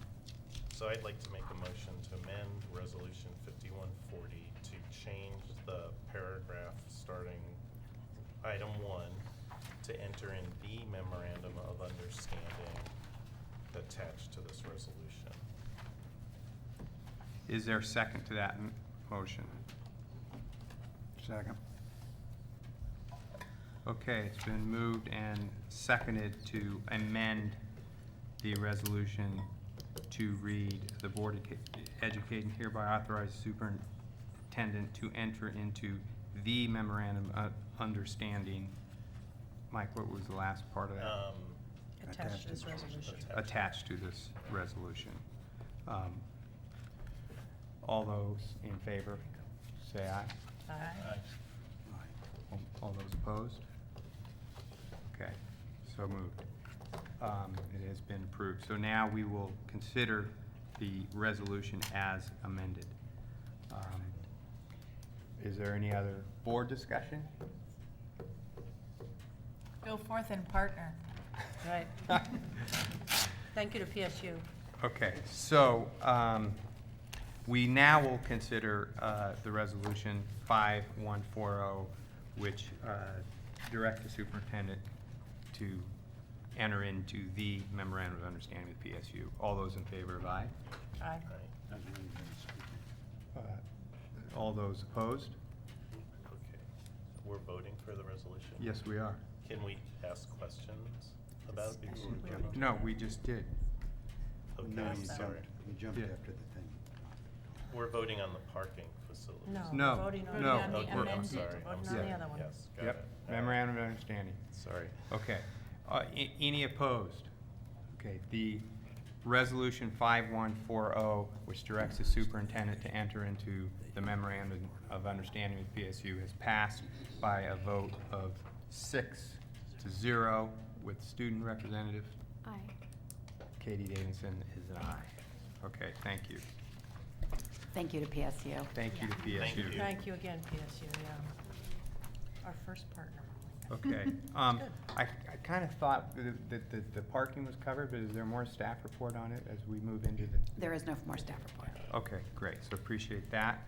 The board will now consider resolution 5141, authorizing the superintendent to pursue partnerships for underground parking facilities as a part of the Lincoln High School master planning process. Do I have a motion? So moved. Director Knowles moves. I'll second. Or am I- Director Rosen seconds the motion to adopt resolution 5141. Ms. Houston, is there any citizen comment? Yes, we have 4. Okay. Our first 2 speakers, Will Dan and Rita Moore.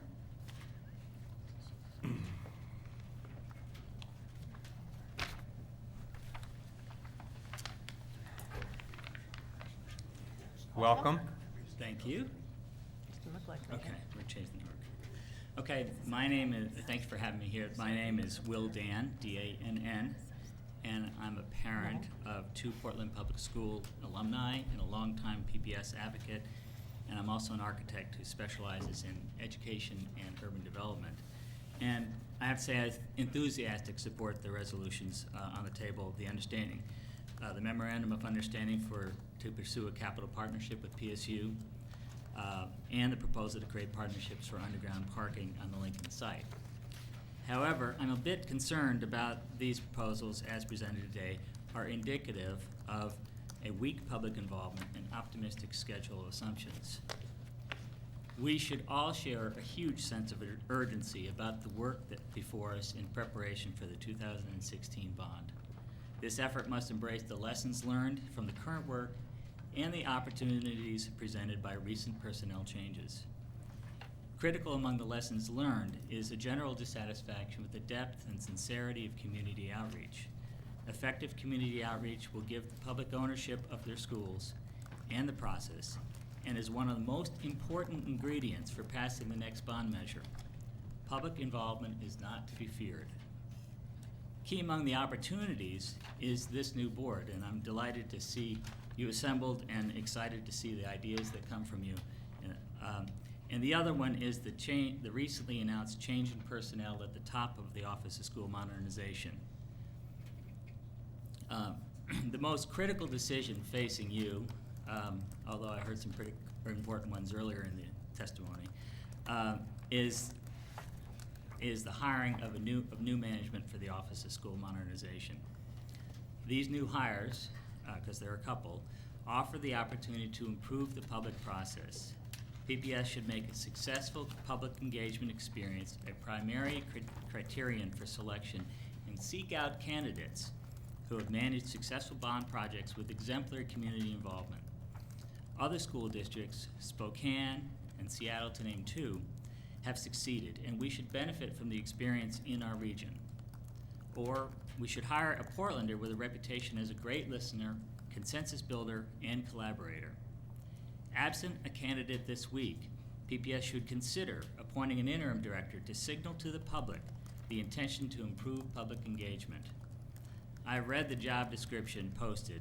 It is exhaustive and yet does not clearly state either the priorities or the opportunities for this critical position. Write a clear statement that screams the desire of finding the best leaders to work with our communities on behalf of our children. Time is running out. Bond projects are behind schedule. Months have been spent in secret to determine whether we can talk publicly about educational partnerships and parking. A few more minutes, another minute. Even starting today with consultant selection, you would have barely 6 months to master plan before the bond campaign must begin. This is an extremely short time to solidify partnerships and produce shared community visions for Lincoln, Benson, and Madison. Failing at building consensus with our community puts the bond program at risk. Support for the 2016 bond needs to be earned, not assumed. We must do what we ask our kids to do. Tell us what you are doing and why you're doing it. If it isn't working, try something else. Ask the right questions. Be nimble. Be bold. Thank you. Thank you. Duly noted. Thank you. Doesn't look like And is Rita not here? Rita's going next. Okay, so you're, Are you on the list? Do we have a, I'm do sure. we have others beyond Rita, or? Yes, we have Scott and. Okay, Robin. just wanted to make sure Robin. you're on Yeah. the list. No, we're, Yeah. no, wait. Yeah, I'm not an interloper. Chairman Curler and directors and student representative Davidson, thanks for listening to our testimony tonight. I'm Scott Bailey with Community and Parents for Public Schools, commonly known as CPPS. And I'm here tonight to comment on the most current developments at Lincoln and how they reflect on the implementation of the construction bond to date. You may know that CPPS requested and the district agreed to retain an independent contractor to evaluate the public processes at Roosevelt, Franklin, and Fabian. We wanted independent documentation of the lessons that could be learned from those processes, and we're delighted to partner with PPS on this project. Unfortunately, while this audit is going on, and despite many public pronouncements from district staff about lessons learned, it seems the same mistakes are being made. Take, for example, what's on the agenda tonight. As someone who worked hard to get the bond passed, I would like to be up here waving a pom-pom saying, "Way to go, team." But instead, I'm kind of smacking my head again. District staff could have and should have been working closely with the Lincoln community, keeping them in the loop about the timing of the PSU MOU and the Eco Northwest study. Instead, the community was bluntly told not to talk with PSU, and the Eco Northwest study was shrouded in secrecy. We could be up here celebrating another collaborative step forward, and instead, we on the community side woke up the other day trying to make heads or tails about what looked like a piece of master planning done without the community's input. Poor communication leads to mistrust and alienation, of which we have a surplus. Good communication and collaboration builds trust and a sense of ownership on the public in our schools. As a member of the grant community who applied to be on the grant design advisory group, I watched with some concern as the timeline for the announcement of the DAG went far over deadline, thus delaying the beginning of the master planning process several months, and likely putting a lot of pressure on the staff assigned to it and to DAG members of just get the job done with a reduced timeline. This is unfair to them and increases the risk of a subpar design.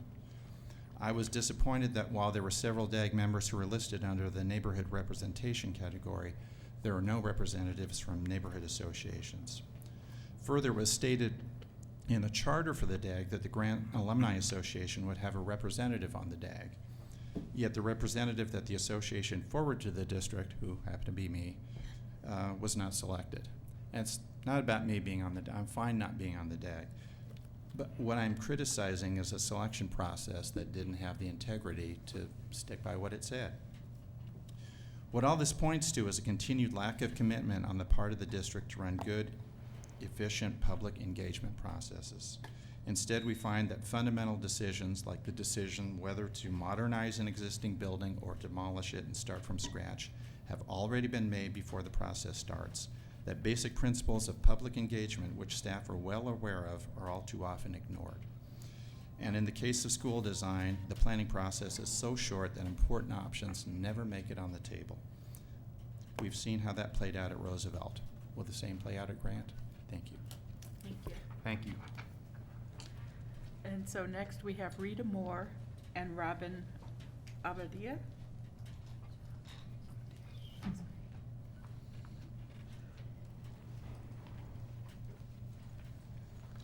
Welcome. Thank you. My name is Rita Moore, N-O-O-R-E, also with CPPS. As my colleagues have noted tonight and in previous testimony, the design process for the high school rebuilds has been problematic, with delays and flawed community engagement processes. But the time is right to hit the reset button and improve the design process going forward. We're completing the first phase of 3 projects and moving on to plan 3 new projects in a much changed environment. A new board, a change in leadership at the Office of School Modernization, and a new director of the Office of Teaching and Learning, Mr. Russo.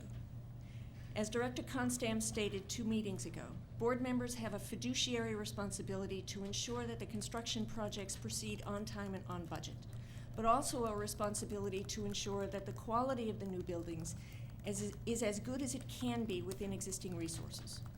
In addition to my colleagues' remarks, we'd like to offer a few concrete suggestions for how we might improve the design processes. 1, ensure that community engagement is meaningful. If PPS truly believes that collaboration with stakeholders will produce better outcomes, then it needs to be done well with clear guidelines and expectations for all parties. In its oversight role, we ask the board to focus on the content of the community engagement efforts, not just the number of meetings and email addresses compiled. If students, parents, teachers, community leaders, and business partners are not given really meaningful opportunities to influence decision-making, then engagement efforts may actually prove to be counterproductive. On the other hand, genuine collaboration can produce new ideas, resolve problems, and generate the excitement and support that we would expect for projects that are critical to the future of this city. 2, greatly enhance the role of the Office of Teaching and Learning in the design process. If form is to follow function, then the educational side of the house needs to be much more active than it has been to date, from the beginning and throughout the design process. We've been ensured that OTL and teachers have been consulted throughout the design phase of the 3 schools, but in our view, educators should be playing a much more central and visible role in designing these schools than they have to date. We're particularly concerned that CTE and STEM issues have not received the systematic attention that they deserve. Since CTE and STEM spaces typically require more space and often dedicated space, it is imperative that the Office of Teaching and Learning be centrally involved in the design process from the very beginning. We strongly encourage PPS to elaborate the long-promised CTE plan for the district within the next 6 months. Ideally, this plan would have been available to guide the high school design processes 3 years ago. The idea that we may still not have a plan in hand when we go for a second bond is deeply troubling. It's worth noting that in terms of existing CTE and STEM curriculum, most of the high schools are more similar to Roosevelt than to Franklin. After a long and divisive fight, we finally feel like PPS is taking the STEM space issue at Roosevelt seriously and sincerely hope that the plan to convert the auto shop will come to fruition. But the fact that this is still an issue even after construction has started speaks to the flaws in the design process and the perils of forging ahead without a clear CTE STEM plan in place. PPS's plan to modernize schools all over the city should be cause for celebration. We know that the future of this city rests in no small part on the future of its educational resources. We all want these efforts to succeed. We want our collective legacy to be schools that future generations marvel at and thank us for. We stand ready to help you accomplish that, if only you'll let us. Thank you very much. Thank you.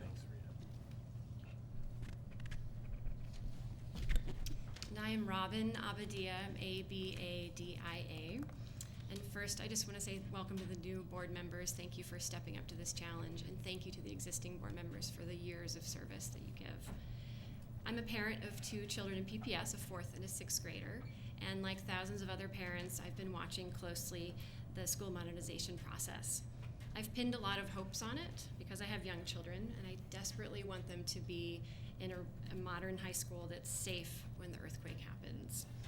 I want them to be able to be in learning in spaces that are large enough to accommodate our growing population. And I want them to be flexible enough, the buildings, to change as 21st century teaching and learning evolve.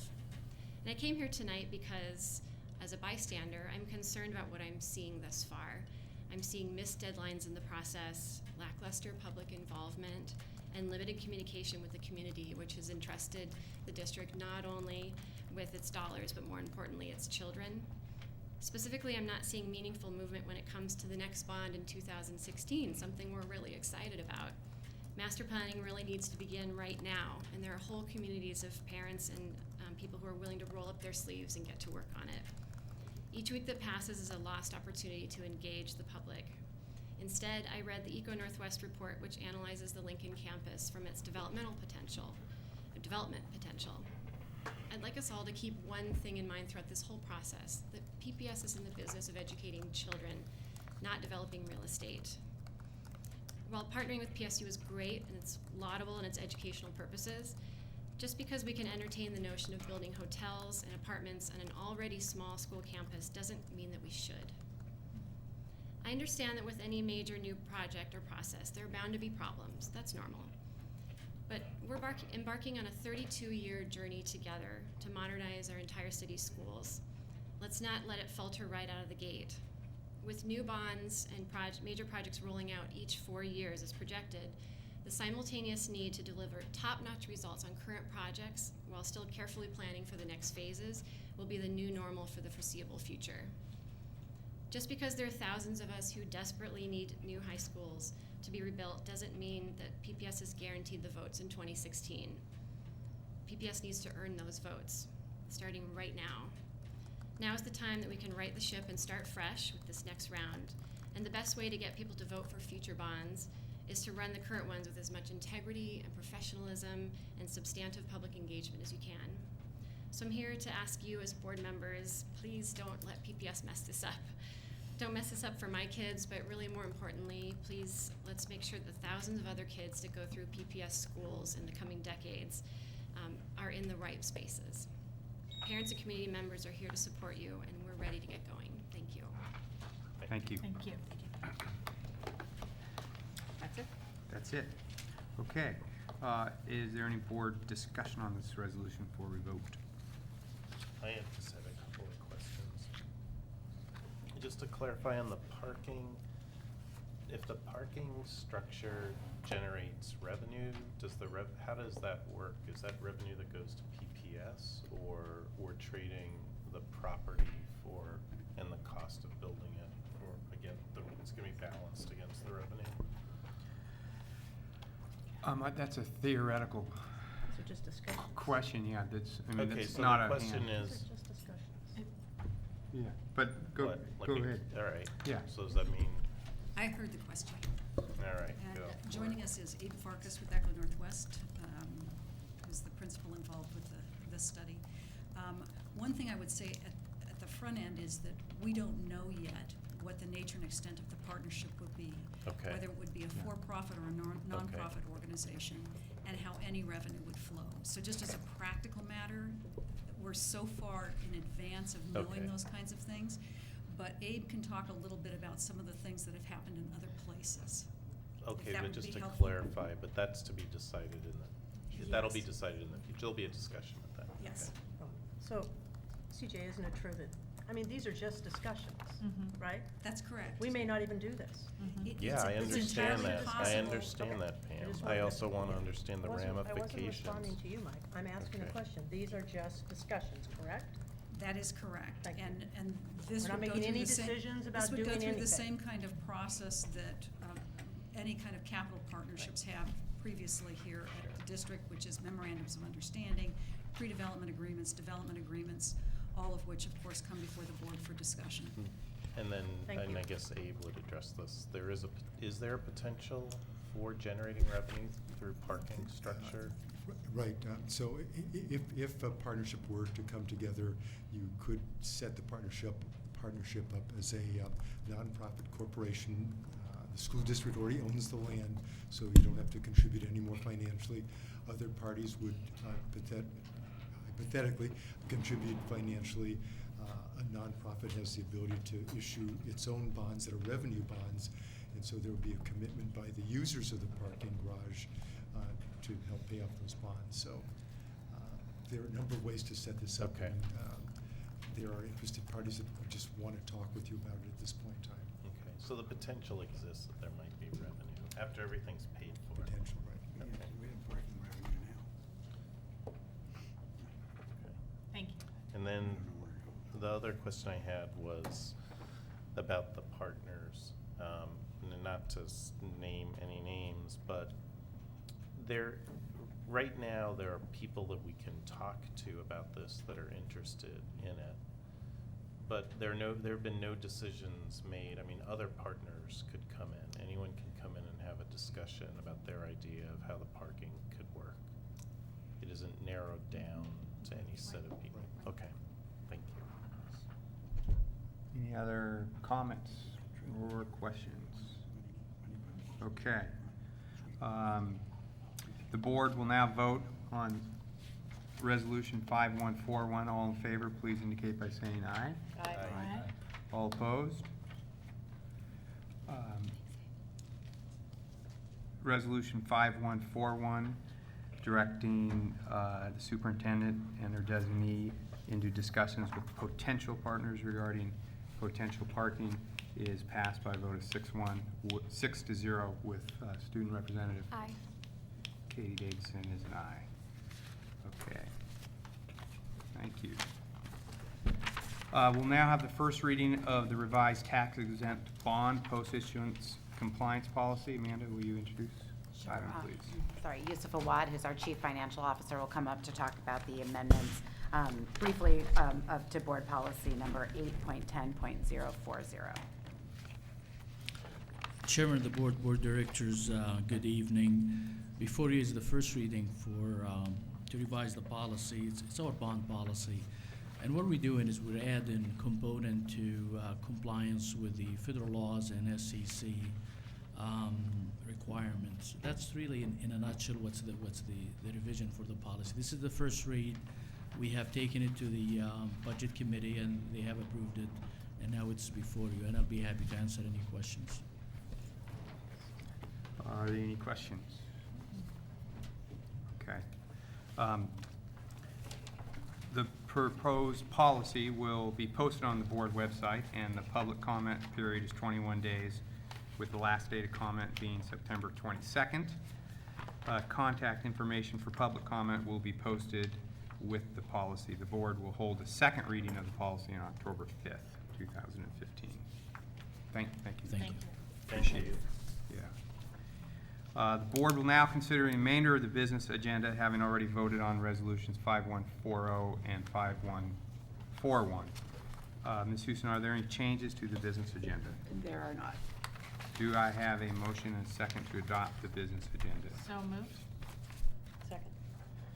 Okay, Director Constam moves and Director Knowles seconds the adoption of the business agenda.